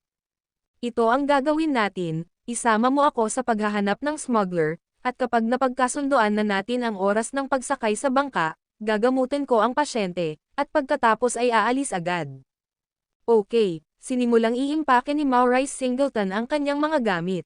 Nagsimula ring mag-makeup si Yusuf Zoc. Wala siyang planong isuot ang itim na roba ngayon, dahil lagi niyang binibigyan ng impresyon ang kalaban na nakasuot siya nito, kaya ang pagbabalat kayo niya ngayon ay mas magpapadali sa kanyang mga kilos at makakagulat sa kalaban. Nagsuot siya ng bahagyang blonde na peluka at dinagdagan pa ang balbas na mayroon na siya. Bukod dito, naghanda si Maurice Singleton ng isang pares ng asol na contact lens para sa kanya, nang itakip niya ang mga iyon sa kanyang mga mata, agad itong naging asol. Nagbago ang kanyang ilong dahil sa makeup, nagkaroon siya ng matangos at malaking ilong, ang karaniwang hitsura ng isang kanluranin. Dahil nasa pantalan ang dalawa, mahusay si Maurice Singleton sa pakikipag-ugnayan sa mga smuggler, kaya mabilis silang nakahanap ng isang taong kilala ni Maurice Singleton. Siyempre, hindi nakilala ng smuggler si Maurice Singleton. Nagayos ang dalawa ng presyo at nagkasundo na umalis ng 10:00 ng gabing iyon, habang hinihintay ang pagdilim. Matapos magayos sa presyo, nagmaneho ang dalawa paikat sa mga kalye at eskinita ng Los Angeles. Hindi naman sila nagmamadaling ipaalam sa huling pasyente ang lokasyon ng paggamot dahil hinihintay pa rin naman nilang umalis hanggang 10:00 ng gabing iyon. Kaya naman, plinano nilang ipagpaliban ang pagbibigay ng paggamot hanggang 9:30 ng gabing iyon, para hindi sila nagmamadali. Gayunpaman, ang kanilang kawalan ng pagmamadali ay hindi nangangahulugan na ang mga Amerikano ay hindi nababalisa. Nang hindi pa sila nakatanggap ng email pagsapit ng tanghali, agad nilang hiniling na bilasan ang paggamot sa pasyente, sinasabing napakalala ng kondisyon ng pasyente, at iba pa. Tumugon si Maurice Singleton sa isang email na nagsasaad na si Mr. Nasobrahan sa pag-inom si Angel kagabi, at medyo nahihilo pa siya ngayon. Maaaring hindi na ito aabutin ng hapon bago magpatuloy. Nainas ang panig ng Estados Unidos, ngunit makapaghintay na lamang sila. Pagsapit ng 5:00 ng hapon, nang halos dumilim na, may isa pang email na dumating, na nagtatanong kung bakit hindi nagaganap ang paggamot. Sinabi ni Maurice na kakain na si Angel at ipapaalam niya sa kanila ang lokasyon ng pagkikita pagkatapos niyang kumain. 7:00 ng gabi, tinanong nila kung ang isang kainan ba ay talagang tumatagal ng higit sa 2 oras. Sumagot si Maurice na papunta na siya, medyo matindi ang trapiko sa Los Angeles. Kuwait, hindi nakapagsalita ang mga Amerikano, at ang mga miyembro ng Seahawk Special Abilities Task Force, na naghanda buong araw, ay labis na nagalit. Marami sa kanila ang nanumpa na kapag nakuha na nila si Angel, sisiguraduhin nilang maghahirap ito. 8:00 ng gabi, muling nagtanong ang mga Amerikano kung maaaring isagawa ang paggamot ngayon, at sa wakas ay isiniwalat ni Maurice na ang lokasyon ng paggamot ay nakatakda sa liblib na Angel Manor. Ang Angel Manor ay isang villa na binili ni Maurice Singleton para kay Yusuf Zoc. 1 buwan pa lamang nanirahan doon si Yusuf bago umalis, at sa ngayon, iilang Pilipina na katulong pa lamang ang naroon. Gayun din, ipinaalam sa kanila ni Maurice na ayaw makita ni Angel ang sinumang opisyal na tauhan, at ang paligid ng Angel Villa ay napakabukas. Kung si G, may nakita si Angel na mga kaina-hinalang tao o sasakyan na pumapasok sa kalapit na lugar, sabi ni Mr. Aalis agad si Angel at hindi nasisipot. Hindi kailanman inakala ng kabilang panig na ang lokasyon ng paggamot ay itatakda sa liblib na manor na iyon. Tunay ngang bukas ang lugar, ibig sabihin ay anumang kapansin-pansing paglapit ay tiyak na mapapansin. Sus Mariosep, ang tusong anghel. Murang sabi ni Alora Craig, isang babaeng ahente na nakaupo sa command vehicle, na siya ring ahente na nakasalamuhan ni Yusuf noong nakaraan. Magandang commander, dahil ayaw na nila kayong makita, bakit hindi na lang kayo umalis? Sa totoo lang, wala kang gaanong silbi. Ang command vehicle ay sakay ng 4 na miyembro ng Seahawk team, pawang mga gumagamit ng special abilities, at sa pagkakataong ito, 4 sa kanila ang magkakasamang ipinadala. Si Alora Craig ay isang pinuno sa CIA at isang commander. Mag-ingat kayo sa pananalita ninyo, kung wala ang aming katalinuhan at kaugnay na pagsusuri, para lang kayong 4 na bulag na asno. Sagot ni Alora nang walang pagpipigil. Ha ha ha, sabay tawa ng 4 na miyembro ng Seahawk team. Maganda si Alora, at nasisiyahan silang makipagkwentuhan sa isang dilag, kahit na mangangailangan ito ng ilang pang-iinsulto. Sige, ibibigay ko na ngayon ang misyon. Maya-maya lang, ibaba ka namin 3 kilometro ang layo mula sa manor dito, turo ni Alora sa electronic screen map sa command vehicle. Pagbaba mo rito, kailangan mong kumilos ng hiwalay agad at magtipon dito, ibig sabihin, Angel Manor. Maliban kay Angel, lahat ay patas na target. Gayun din, bibigyan namin kayo ng mga tracker, wiretap, night vision imaging device, at ang aming mga tauhan ay bubuo ng isang malawak na nakapalibot na lambat. Oo, sabay-sabay na pagsaludo ng 4 na gumagamit ng special abilities ng Seahawk. Sige, sige, sige. Lahat ng tauhan ng operasyon ay agad na sumulong patungong Angel Manor, ipaalam sa pulisya ng Himpapawid na maghanda para sa suporta sa Himpapawid, ipaalam sa FBI, mga serbisyong medikal para sa emerhensya, mga serbisyo sa bombero, at iba pang kaugnay na tauhan na maghanda. Tandaan, mapanganib ang ating kaaway, ngunit napakahalaga rin ito, mahalagang makahuli tayo ng buhay, kailangan nating makahuli ng isang buhay na anghel. Nagsisimula na ngayon ang operasyon na may codename na Hunting Angel. Naglabas si Alora Craig ng pangwakas na utos sa radyo. Ang video na ito ay edited by Urban Storytelling. Kabanata 477 ang 4 na gumagamit ng espesyal na kakayahan. Ang network ng panektik ng Estados Unidos, kasama ang makabagong teknolohiya sa komunikasyon at teknolohiya ng satellite, ay nagbigay ng suporta mula sa mga satellite na nasa malayong lugar sa kalawakan sa panahon ng anumang operasyon sa larangan. Sa pamamagitan ng satellite scanning, maging ang mga puno sa loob ng Angel Manor ay malinaw na nakikita.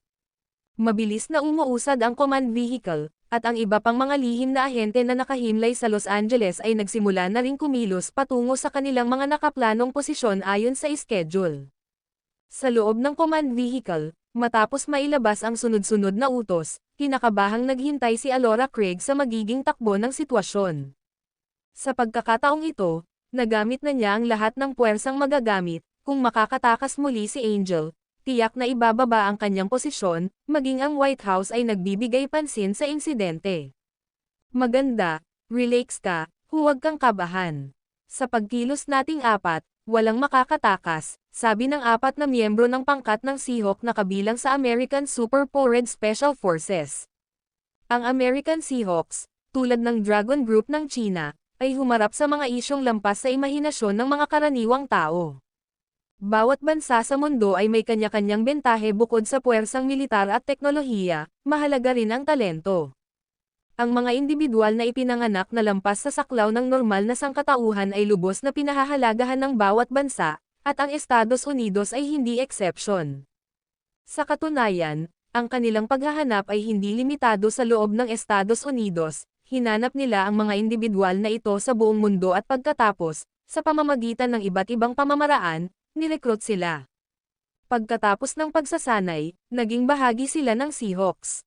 Nang marinig ni Commander Alora Craig ang isa sa mga miyembro ng Seahawk na nagsalita, huminga siya ng malalim at sinabing, "Kape."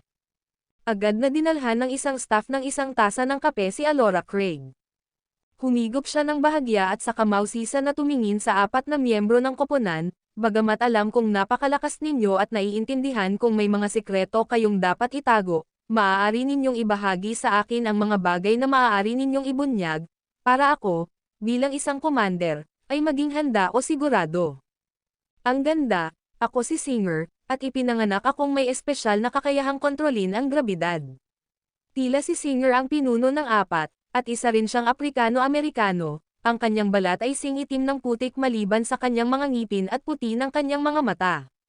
Nakasuot siya ng leather trench coat at itim na sunglasses, na mukhang parehong astig at gwapo. Grabidad. Ano ang ibig sabihin yan? Medyo curious lang ako, kumislap ang mga mata ni Alora Craig. Bagamat isa siyang mataas na opisyal ng CIA, hindi niya alam ang marami sa mga sikreto ng Seahawks, na ang mga kapangyarihan ay nasa ilalim ng jurisdiction ng Department of Defense at ng White House. Simple lang, kibat balikat ni Singer. Sa loob ng 10 metro mula sa akin, mapipigilan ang iyong mga galaw. Para bang nawala ang grabidad, at ang pagtapak sa lupa ay parang pagtapak sa bulak, na magpapapanginig sa iyo. Kadalasan, sa ilalim ng ganitong mga sitwasyon, sino mang nasa loob ng 10 metro ay nagiging laruan sa aking mga kamay. Langit ko, napabuntong hininga si Alora Craig sa pagkamangha. Tunay ngang kaimahimalang nangyari. Haha. Nang makita ang gulat na ekspresyon ni na Alora Craig at ng mga staff, sabay-sabay na humagalpak ng tawa ang 4 na miyembro ng team. Nasisiyahan silang lansihin ang mga ordinaryong tao, masarap sa pakiramdam, makapangyarihan. Sige, ako na ngayon, kagalang-galang na commander, Ginoo. Maaari ba akong magkaroon ng karangalan na imbitahan ka sa hapunan pagkatapos ng misyon? Nakaupo sa tabi ni Singer ang isang lalaking Caucasian, matangkad at malakas, na may mambak na dibdib. Ang kanyang mga braso ay tila mas makapal kaysa sa mga hita ni Alora Craig. Para siyang torong tao, napakalaki at napakalakas. Napakalakas ko. Ipapakita ko sa iyo kung ano ang isang tunay na lalaki. Malisyosong hajijek ng Caucasian. Napangisi si Alora Craig, marami na akong nakitang mga hanggal na katulad mo, malalakas ang pangangatawan pero walang silbi kung tutuusin. Haha, tawa ng Caucasian. Kung tungkol sa kung may silbi ako, malalaman ng commander sa pamamagitan ng pagsubok. Ang pangalan ko ay Mountain Cannon. Wala akong anumang espesyal na kasanayan, ngunit ipinanganak akong may lakas ng isang higanteng elepante. Kaya kung punatin ang pinakamabangis na tigre gamit lamang ang aking mga kamay. Kung magtatagumpay ka ngayong gabi, ayos lang sa akin na makasama kayong lahat sa hapunan, walang pakialam na sabi ni Alora Craig. Haha, tumawa ulit ang lahat, at saka tumayo ng napakaginoo ang ikatlong lalaki, bahagyang yumuko kay Alora Craig, binibining Alora Craig, pakiusap, huwag kang makihalubilo sa kainan kasama ang mga bastos, hamak, kasuklam-suklam, at walang utak na mga hanggal na ito. Para lang silang mga makinang humanoid. Ako lang, si Arthur, ang isang tunay, may panlasa, may pinag-aralan, at normal na tao. Ang Arthur na ito ay may asol na mga mata at asol na buhok, tila nasa kalagitnaan ng kanyang mga 20 anyos. Nakasuot siya ng tailcoat, mukhang napakagwapo at matikas dahil sa kulot niyang buhok, parang isang ginoo, parang isang maharlika. Kung gayon, normal Arthur, anong klaseng kapangyarihan ang mayroon ka? Pang-aasar ni Alora. Tumingin ka sa mga mata ko. Sasabihin sa iyo ng mga mata ko, sabi ni Arthur nang may bahagyang ngiti. Tumingin si Alora sa mga mata ni Arthur, nagtataka, pagkatapos ay bigla siyang tumigil, at pagkatapos. Sa harap ng lahat ng nasa kotse, bigla niyang sinabi, Arthur, mahal kita, pwede na ba tayong matulog?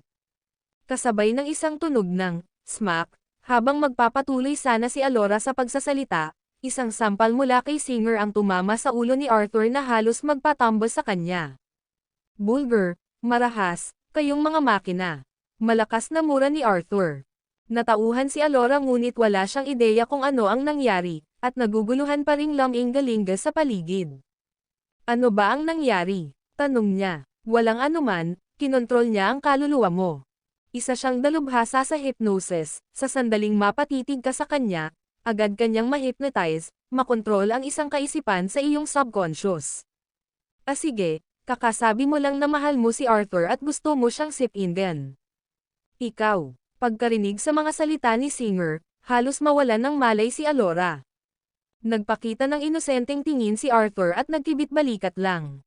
Ako na ba? Ang huli ay isang mestisong dugo, may mukhang silanganin, ngunit mayroon ding malaking ilong Amerikano at bahagyang madilaw na mga mata, at pandak. Ako si Sakura Hidesum, isa akong salamangkero, beauty, ako dapat ang makakasama mo sa hapunan ngayong gabi. Kasabay ng isang, whoosh, na parang isang mahika, habang pinipitik niya ang kanyang mga daliri, isang matengkad na pulang rosas ang tila lumitaw mula sa kung saan at iniabot kay Alora. Tunay ngang bulaklak iyan. Kinuha ito ni Alora at inamoy, saan mo itinago? Sa puwitan niya, hahaha. Napatawa ng malakas ang apat niyang kasama. Naiinis na itinapon ni Alora ang rosas, saka biglang malamig na nagsabi, kung gayon, mga mahiwagang Ginoo, sana ay hindi ninyo ako bibigwin ngayong gabi. Sige na, magtrabaho ka na, ihinto mo na ang sasakyan. Kasabay ng isang, tili, huminto ang pangunahing sasakyan sa mga suburb, mga 3 kilometro mula sa Angel Manor. Beauty, hintayin mo ang pagbabalik ko mamayang gabi.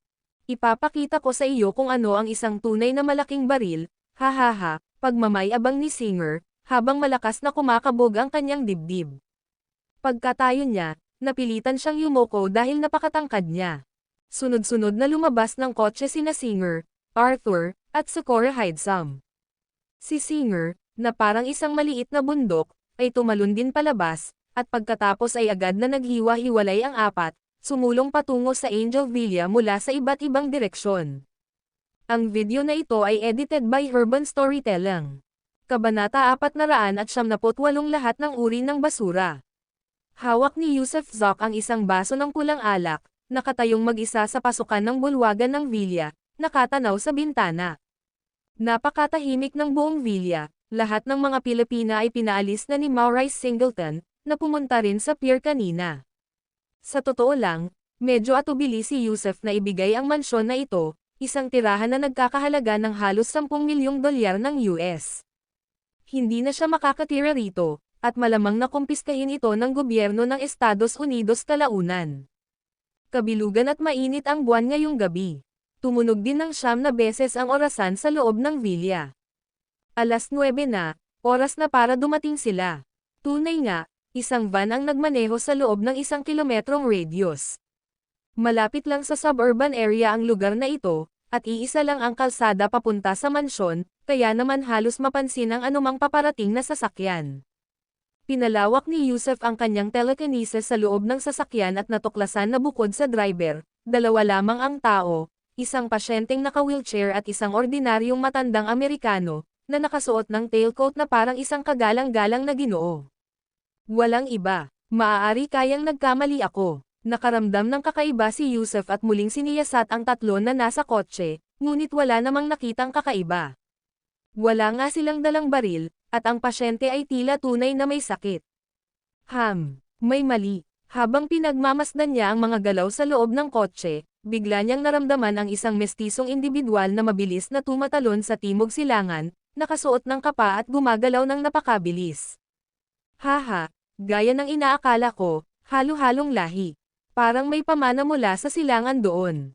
Natatawang sabi ni Yusef, may kumpiyansang magpapadala ang CIA ng isang tao. At marami pang iba, kasunod ng paglitaw ng taong may halong lahi, mula sa direksyong timog, bahagyang kanluran, at silangan, may mga taong nagmamadaling patungo sa lokasyon. Ang isa ay nakasuot ng leather trench coat, ang isa naman ay simpleng t-shirt na mahigit 2 metro ang taas, na parang isang higanti. Ang isa pa ay nakasuot ng tailcoat, 4 sa kabuuan, lahat ay napakabilis. Wala silang taglay na aura ng inner strength, na nangangahulugang sila ay mga gumagamit ng mga espesyal na kakayahan. Huminga ng malalim si Yusef, sa wakas ay nagpadala na ang CIA ng mga eksperto, at 4 ng sabay-sabay. Hindi niya lang alam kung anong mga espesyal na kasanayan ang taglay ng 4 na ito. Halika, huwag na tayong bumalik, handa na si Yusef para sa isang masaker ng gabing iyon. Total, aalis na siya, at isang malaking pagpatay ang magtuturo ng araw sa Estados Unidos, magpapalam sa kanila kung ano ang pakiramdam ng sakit. Gusto rin niyang subukan ang tunay niyang lakas sa pakikipaglaban-laban sa mga gumagamit ng espesyal na kakayahan. Naunang dumating ang van sa mansyon, at nakita rin ng 3 tao sa loob si Yusef na nakatayo sa harap ng bintana na mula sahig hanggang kisame, hawak ang kanyang red wine. Si Yusef, na hindi nakasuot ng roba, ay mukhang dayuhan, at nang huminto ang sasakyan, itinulak ng matanda at ng driver ang pasyente palabas ng sasakyan at diretso sa pasilyo. Pasensya na po, nasaan po si Mr. Angel? Magalang na yumoko ang matanda kay Yusef. Purple Pearl, ang natitirang bayad, ilipat mo na ngayon, malamig na utos ni Yusef. Kapag tapos na ang paglilipat, pagagalingan kita. Tungkol naman sa pakikipagsabuatan mo sa CIA, kalimutan mo na yan. Ilipat mo na ang pera ngayon, hindi dapat malapastanggan ang reputasyon ni Angel.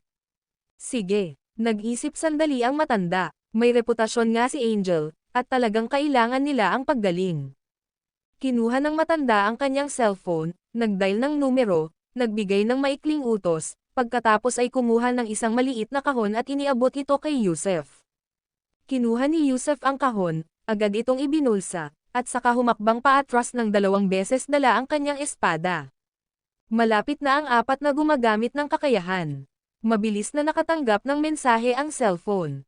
Hindi na ito tiningnan ni Yusef, sa halip ay lumapit siya sa pasyente, ibinuka ang bibig, at nilagyan ito ng isang patak ng lilang likido.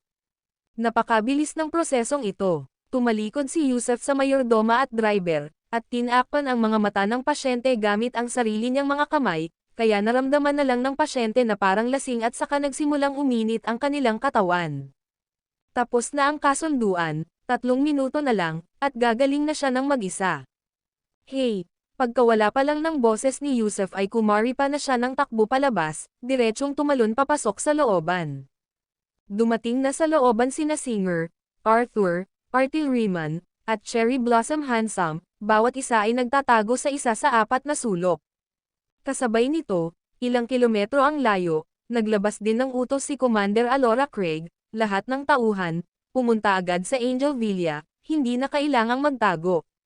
Dahil kinumpirma ng bayad mula sa pasyente ang pag-iral ng anghel, kinailangan nilang palibutan at itayo ang Skynet at Earthnet. Isang bahagyang ngiti ang sumilay sa mga labi ni Yusef Zoc habang sumusulyap sa madilim na sulok ng patio, ang 4 naming bisita, dahil nandito na kayo, bakit hindi kayo lumabas? Lilibangin kita, hehe, natuklasan na tayo, ha? Umalangaw-ngaw ang magaspang na boses ni Artie Riemann nang siya ang unang tumalon at makita ito. Lumabas din mula sa kani-kanilang mga banda sina Singer, Arthur, at Cherry Blossom Handsome. May mga ilaw sa looban, at ngayong gabi ay may liwanag din ng buwan, kaya nang lumitaw silang 4, kitang-kita silang lahat. Ikaw ba ang anghel? Ramdam ko, may enerhiya sa loob mo, pero dapat nakabalat kayo ka, di ba? Si Singer, bilang pinuno, ang nagkusa na magsalita. Tama, ako ang anghel, pero kayong 4 ba ay sasama-samang lalaban sa akin o paglalaroan ako ng isa-isa? Tiningnan ni Yusef Zoc ang 4 ng may paghamak. Ang kanyang ekspresyon ay may bahid ng pangungutya, isang sinasadyang pang-aasar. Ako na, tunay nga, ang matipunong artilleria, na hindi gaanong palaisip, ang unang tumalon palabas. Nagkibit-balikat naman ang 3 pa. Bawat isa ay may kanya-kanyang pagmamalaki at itinuturing ang kanilang sarili bilang mga superhuman, kaya tila gusto ng kanilang kalaban ng isang laban. Bakit hindi mo siya pagbigyan? Bata, anghel ka man o Diyos, kaya kitang ipadala sa impyerno sa isang suntok lang. Napatawa si Artie Riemann, pagkatapos ay biglang sumugod, ikinumpas ang kanyang mga kamao, na parang humanoid press machine. Sa bawat hakbang, tila nanginginig ang lupa.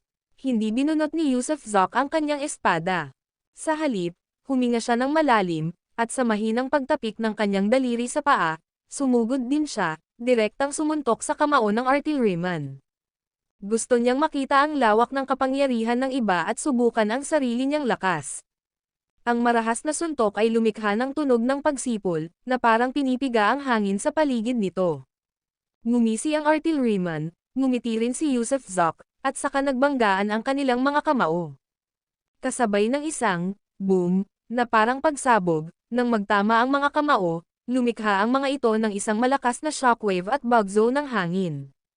Gayunpaman, habang umalangaw-ngaw ang putok, agad na nabasag ang buong kanang braso ni Artilleryman. Kahit isa siyang humanoid machine na may hindi kapani-pani walang lakas, wala siyang laban kay Yusuf Zok, ang halimaw na may kapangyarihang parang siyam na elepante. Napanatili ni Yusuf Zok ang kanyang momentum, at habang sumisigaw at lumipad paatras si Artilleryman, ginawang palad ni Yusuf Zok ang isa pa niyang kamao at idiniin ito sa dibdib ni Artilleryman. Bang! Isang madugong butas ang sumabog sa likod ng Artilleryman, at mainit at umuusok na dugo ang tumalsik palabas na parang galing sa isang fire hydrant. Siyempre, sa sandaling iyon, ang kanyang puso ay dinurog ng palad ni Yusuf Zok. Mga manok at aso lang, walang tugma. Artilleryman, walang oras ang tatlo pa para tumulong, masyadong mabilis si Yusuf Zok.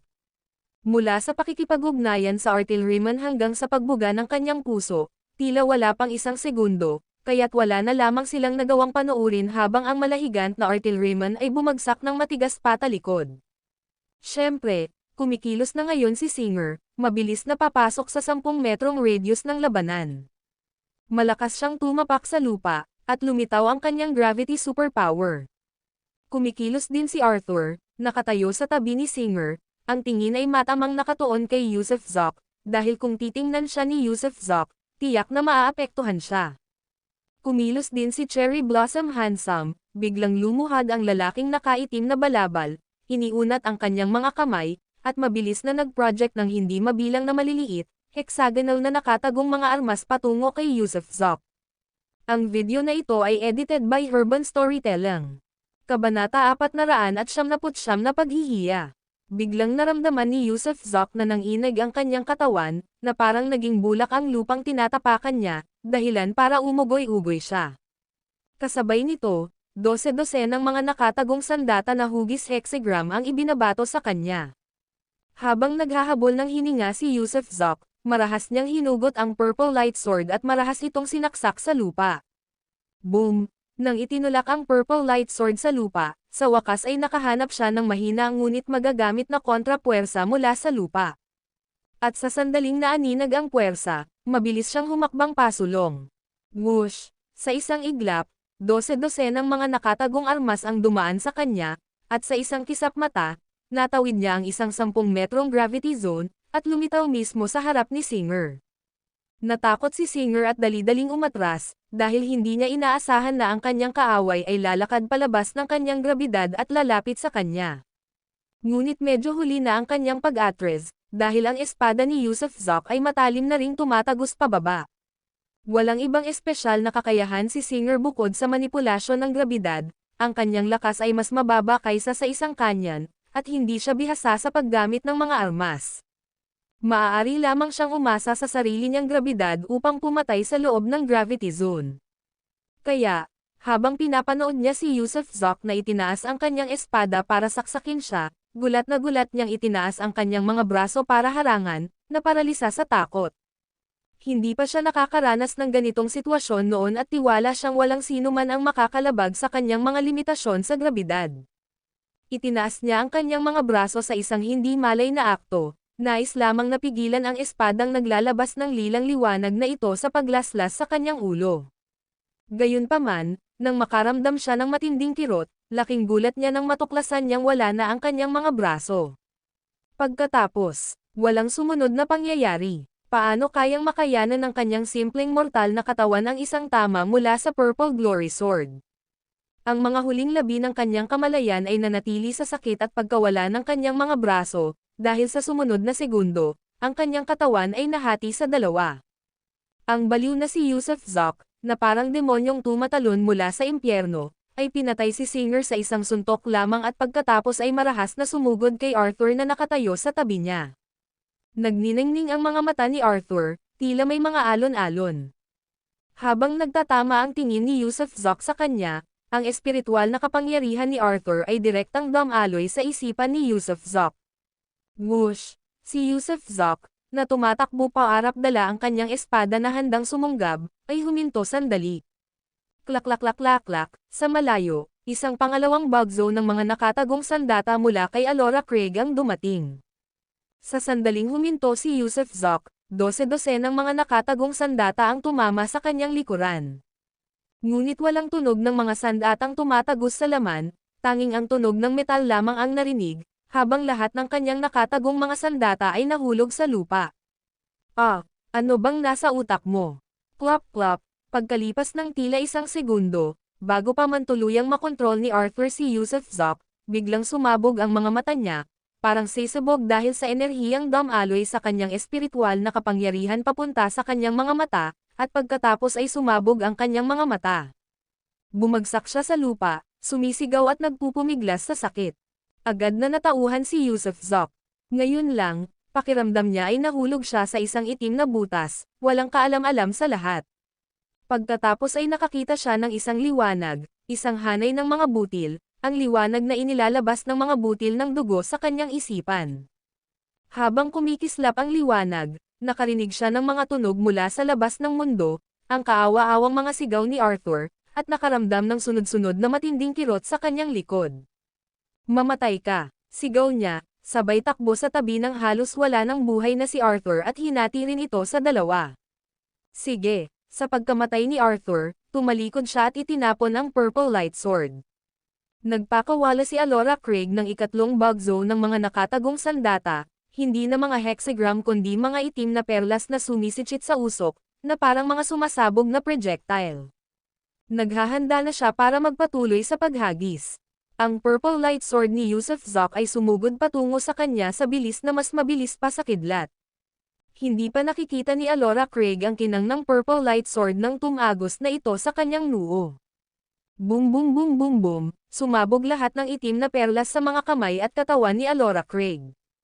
Patay na siya, pero pinagpira-piraso pa rin siya ng sarili niyang mga nakatagong sandata mula sa Black Pearl. Nako, anong klaseng mga demonyo at multo ito? Malakas na mura ni Yusuf Zok, hinihimas ang likod niya at natuklasang kahit ang balat niya ay hindi nasugatan, hindi siya nasaktan ng nakatagong sandata ni Alora Craig. Haha, kasing tigas na ako ng bakal, talagang hindi matatalo ng mga atake ngayon, no? Siguro kahit bala ay hindi ako kayang tumagos, di ba? Pagkatapos ng laban na ito, sa wakas ay nakumpirma na ni Yusuf Zok ang kanyang tunay na lakas kaya naman tumawa siya ng buong pagmamalaki. Siyempre, nakaramdam siya ng walang hanggang pagmamalaki. Ang dating siya ngayon ay tila parang Diyos, hindi naman kalabisan kung sasabihing isa siyang immortal. Sa mundong ito, ilan ang kayang pumatay sa kanya? Kailangan ko nang umalis, paparating na ang helicopter, narinig ang ugong ng ilang helicopter sa di kalayuan, at sa pamamagitan ng telekinesis, nakita niya ang maraming pulis na papalapit. Kaya, kasabay ng isang malamig na tawa, tumalon siya palabas ng patio at agad na naging invisible. Malaking puntos na ang pagpatay sa 4 na taong may mga espesyal na kakayahan. Para makatipid sa oras, ayaw niyang pumatay ng iba. Total, walang hinihintay ang oras, at wala siyang pakialam kung patayin niya ang mga ordinaryong taong ito. 2 hakbang na lang ang nagagawa niya, nalampasan na niya ang blockiyong itinakda ng CIA. Pero pagkatapos ng 2 hakbang, nakita niya ang command vehicle at isang pamilyar na mukha. Nakilala na siya minsan ni Alora Craig sa command vehicle. Kaya itong babaeng ahente ang namumuno, di ba? Hey, papahiyain ko ang mga Amerikano. Malapit na malapit si Yusuf Zok sa command vehicle, at dahil hindi siya napansin ng mga nakasakay dito, mabilis niyang tinakbo ang distansya ng ilang hakbang at biglang sumugod sa command vehicle. Pagpasok niya, nagsimulang sumigaw ang ilang mga nagtatrabahong kawani, ang mga typist, at si Alora Craig ay labis ding nagulat. Sapak-sapak-sapak, mabilis na iwinaksi ni Yusuf Zok ang kanyang espada, na ikinamatay ng ilang staff at saka inabot ang kanilang mga baril at saka sinunggaban si Alora Craig, at isinilid ang espadang may bahid ng dugo sa loob ng kwelyo nito. Snap, sa isang pitik, nahati sa 2 ang kamiseta at panloob ni Alora Craig, at agad na natanggal ang mga damit niya. Demonyo, demonyo, anong ginagawa mo? Walang humpay na sigaw ni Alora Craig, sinusubukan pang ang kagatin si Yusuf Zok. Hindi siya pinansin ni Yusuf Zok, napakahalaga ng mabilis na paglutas. Pagkatapos ay isinuksok ang Purple Light Sword sa kanyang baywang, at sa isa pang pitik, natanggal din ang kanyang pantalon, naiwan si Alora Craig na hubad, walang suot. Ha ha ha, tumawa ng malakas si Yusuf Zok, binuhat si Alora Craig, at saka kumari pa ng takbo patungo sa sentro ng lungsod. Sa pagkakataong ito, hindi na niya ginamit ang telekinesis para maglakbay at patuloy na tumakbo, ayaw niyang malantad ang kakayahan niyang mag-teleport gamit ang telekinesis. Sa loob ng mga 5 o 6 na minuto, napabagsak ni Yusuf Zoc si Alora Craig, at narito na sila sa pinakaabalang mga kalye ng Los Angeles. Malalim na ang gabi, ngunit ang mga gabi sa Los Angeles ay palaging masigla. Partikular na pumili si Yusuf Zoc ng isang mataong lugar, kaya sa sandaling mapabagsak si Alora Craig, agad siyang nagdulot ng kabuluhan at pagkataranta. May ginagawa bang street art ang dilag na ito? Nakipagsiksikan si Yusuf Zoc sa karamihan at sa ilang hakbang ay nawala sa paningin niya. Sigaw ni Alora Craig sa mga lansangan, ang boses niya ay umalangaw ng malawakan, puno ng galit. Isa siyang opisyal ng CIA, at bukas, mabubunyag at makukutsa siya ng lahat ng media. Ngayong gabi, hindi lamang nabigo ang kanyang misyon, kundi siya, ang commander, ay hinuberin at ipinarada sa publiko, ang kanyang kahihiyan, ang kahihiyan ng CIA, at ang kawalan ng kakayahan ng mga Amerikano, lahat ay nabunyag. Ang video na ito ay edited by Urban Storytelling. Kabanata 500 nagkataon. Maraming tao mula sa mga bansa sa buong mundo ang gustong pumunta sa Estados Unidos, ang maalamat na lupain ng Estatwa ng Kalayaan, kung saan malaya ang kanilang bansa. Siyempre, marami ring mga taong naninirahan sa Estados Unidos na nagpupuslit ng kanilang sarili papunta sa ibang mga bansa.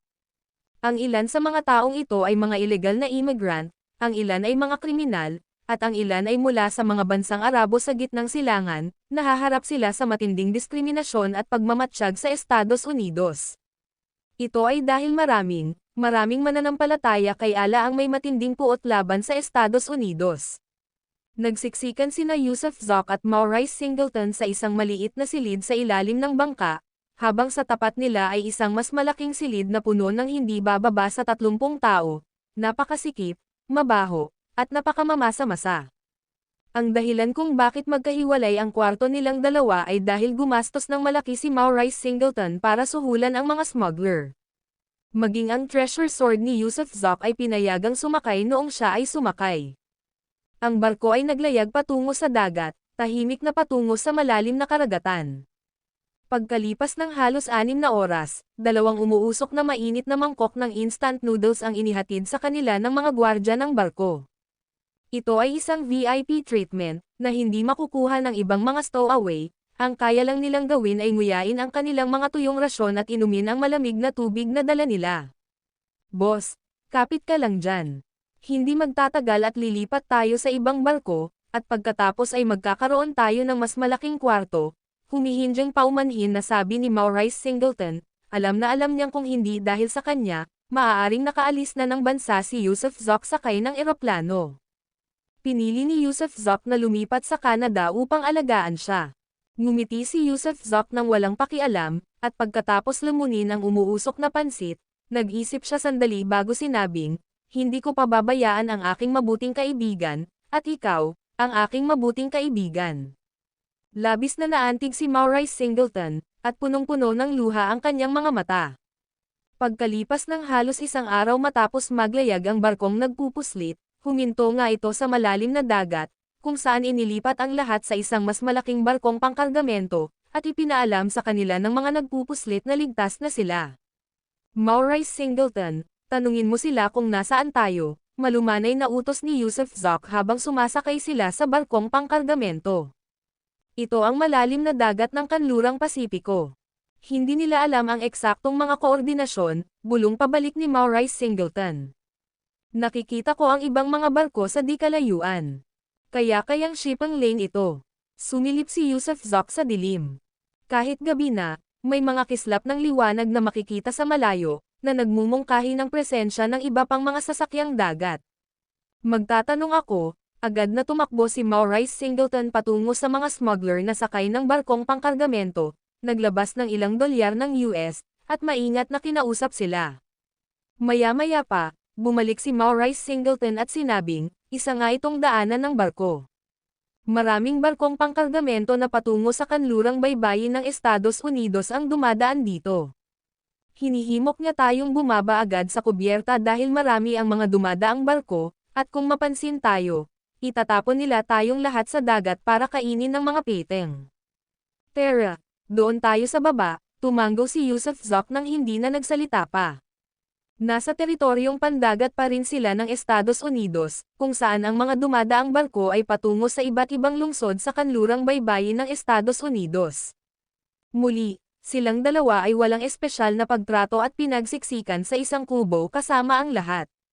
Patuloy na naglalayag ang barkong pangkargamento, at wala silang ideya kung saang direksyon sila patungo. Masikip ang kulungan, at kailangan nilang asikasuhin ang kanilang mga tungkulin sa katawan doon, kaya nakakasuka talaga ang amoy sa loob.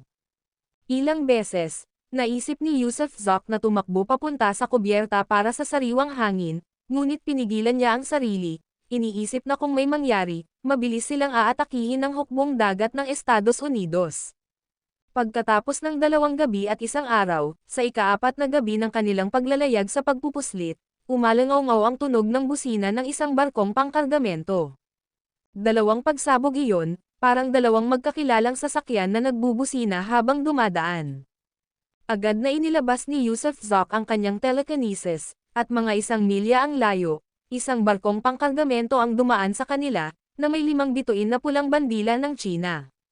Natigilan si Yusuf Zoc nang makita ang bandila, ngunit habang nakatuon ang pansin niya sa lahat ng bagay na nasa barko, bigla siyang tumalon pataas. Haha, tawa niya ng malakas. Sabi nila ang mundo ay puno ng mga pagkakataon, at ngayon ay sa wakas ay nakatagpo na siya ng isa. Nakasakay na siya sa barkong iyon dati, ang mismong barkong may gulong na sinakyan niya noong dumating siya sa Estados Unidos, ang kapitan ay si Kapitan Wu pa rin, at ang first mate ay pareho pa rin ng dati, si Manager Leon na lang ang nawawala. Siyempre, ang mga kargamento sa mga container ay nagbago na mula sa mga gulong patungo sa software ng computer. Boss, anong tinatawa-tawa mo? Dahil napakadilim ng kulungan, at malalim na ang gabi, tulog na ang lahat, kaya ang malakas na tawa ni Yusuf Zoc ay hindi lamang nagising kay Maurice Singleton kundi nagbigay din ng matinding takot sa lahat. Anong sinisigaw-sigaw ninyo, mga multo? Sinipa ng isang gwardya na ipinadala ng mga smuggler ang pinto, tumahimik kayong lahat. Gumawa ka pa ng isa pang tunog, at itatapon ko kayong lahat sa dagat para pakainin ang mga piteng. Hindi mo na kami kailangang pakainin, lalabas na ako, sabi ni Yusuf Zoc habang itinutulak niya ang bakal na pinto ng kabaong pabukas gamit ang isang palad at saka, hawak ang takot na si Maurice Singleton, ay naglakad palabas. Pwede ba? Malakas na mura ng gwardya, at agad na inabot ang kanyang baril. Kulog. Bago pa niya mabunot ang kanyang sandata, mabilis na inilapit ni Yusuf Zoc ang distansya sa pagitan nila at idiniin ang dibdib ng gwardya, na ikinabasag ng kanyang puso gamit ang isang hampas ng palad. Tara na, akyat na tayo sa taas. Si Yusuf Zoc, na parang naglalakad ng marahan, ay hinayla si Maurice Singleton at itinaas ang takip ng barko papunta sa lungga ng barko. Habang sumusulong si Maurice, hindi niya nakalimutang kunin ang baril. Isang simoy ng hangin sa gabi ang umiihip. Kahit may amoy ito ng dagat, mas masarap pa rin ito kaysa sa hangin sa ibaba. Sino ang nandyan? Bang! Nang makita ng isang tao sa barko, hindi nag-atubiling bumaril si Maurice. Siya ang malaking amo ni Suarez, isang walang awang mamamatay tao. Kung si Yusuf ay nagsagawa na ng sunod-sunod na pagpatay, bakit pa siya magtitimpi? Ang tunog ng baril ay nagpaalerto sa iba pang mga tripulante at mga mandaragat, pati na rin sa mga ismagler at iba pa, na pawang iwinawagayway ang kanilang mga baril at nagmamadaling lumabas. Gayunpaman, nang sumugod sila palabas dala ang kanilang mga baril, laking gulat nila nang matuklasan na 2 stowaway ang sabay na tumatalon sa berendilya ng kubyerta at sabay na tumungo sa dagat. Putek! Mabilis na tumakbo ang mga armadong lalaki papunta sa rehas para tumingin sa ibaba at nagpaputok ng ilang putok papunta sa dagat. Ngunit noon, saan pa matatagpuan ang anino ng 2 slowaways? Ang pagtalon sa malalim na dagat na walang tauhan ng walang anumang kagamitang nagal iligtas buhay, tiyak na mapapahamak sila. Isang kamatayang pinili ng sarili. Siguro hindi na nila nakayanan. May mga ganitong kaso na dati na may mga taong nagagalit at pumatay bago tumalon sa dagat para magpakamatay, paliwanag ng amo sa iba. Ang iba ay nagmura ng ilang beses, pagkatapos ay nagsimulang harapin ang mga bangkay. Dahil napatay sila, tiyak na hindi sila tatawag ng pulis, ang magagawa lang nila ay pagtakpan ito. Si Yusef, na may karga kay Maurice, ay kinailangan lamang ng 2 galaw bago lumapag sa isang barkong pangkargamento na rehistrado sa China. Nagpapahinga rin ang iba pang mga tripulante ng barko, ngunit ang unang opisyal ay nakaupo sa pilot house, naninigarilyo. Nang walang ginagawang ingay, inakay ni Yusef si Maurice papunta sa kubyerta. Pagkatapos ay itinapon ni Yusef ang lahat ng kanyang mga pantikip sa mukha, tulad ng peking buhok, balbas, at contact lens, sa dagat bago matapang na kumatok sa pinto ng pilot house. Oy, Leon, babalik na ba tayo sa China o sa Estados Unidos? Tanong ni Yusef habang kumakatok sa pinto. Siyempre, babalik tayo sa, nagsimulang tumugon ang unang opisyal dahil sa nakagawian ngunit agad niyang naramdaman na may mali dahil alam ng lahat ng sakay na ang barkong pangkargamento ay pauwi na sa China, walang tripulante ang magtatanong ng ganoon. Agad siyang kumuha ng malaking wrench mula sa pilot house at maingat na lumapit sa pintuang metal, nakakunot ang noo habang nagtatanong, sino ang nasa labas? Yusef Zop, walang pakialam na sagot ni Yusef. Ah, Kuya Yusef. Gulat na bulalas ng unang opisyal na si Goodwin Hart at padabog na binuksan ang pinto. Ikaw ba talaga yan? Kailan ka sumakay sa barko? Si Hart ay parehong gulat at bahagyang natuwa. Maraming magagandang bagay ang dinala sa kanila ni Yusef noong siya ay nasa kanilang barko. Hanggang ngayon, madalas pa rin nilang pinag-uusapan si Yusef Zop. Kaka-rating ko lang, hindi mo ba nakikitang basang-basa ako? Nasaan si Kapitan Wu? Kumusta ang magkapatid? Babalik na ang barko sa China, di ba? Tanong ni Yusef habang sinisimulang maghubad ng damit. Babalik sa China, babalik. Natutulog ang kapitan, tatawagan ko siya agad. Nasa sabik na sabi ni Goodwin Hart, hindi natatakot sa anumang masamang balak mula kay Yusef at masayang tumakbo papasok sa cabin. Ilang sandali pa, patakbong lumabas si Kapitan Wu at ilang miyembro ng tripulante. Nang makita nila si Yusef, na naghubad na ng damit at naliligo ng malamig, humagalpak silang lahat sa malakas na tawa. Yusef, hindi ka ba takot siponin? Ito ba ang dayuhang kaibigan na isinama mo sakay ng barko? Haha, namiss ka naming lahat. Labis na nagustuhan ni na Kapitan Wu at ng iba pang mga tripulante si Yusef, dahil wala siyang kapintasan. Opo, kaibigan kong si Maurice Singleton. Pinatay ni Yusef ang tubig at sinenyasan si Maurice, na sinasabing, Maurice, kunin mo lahat ng pera at ipamahagi mo sa mga kapatid sa barko. Sige, boss. Binuksan ni Maurice ang kanyang travel bag, na naglalaman ng isang malaking vacuum-sealed bag na puno ng maayos na nakasalansan na mga dolyar ng US, na halos umabot sa mahigit 1,000,000. Natigilan sina Kapitan Wu at ang mga tripulante. $1,000,000 ng US, magkano ang halagang iyon?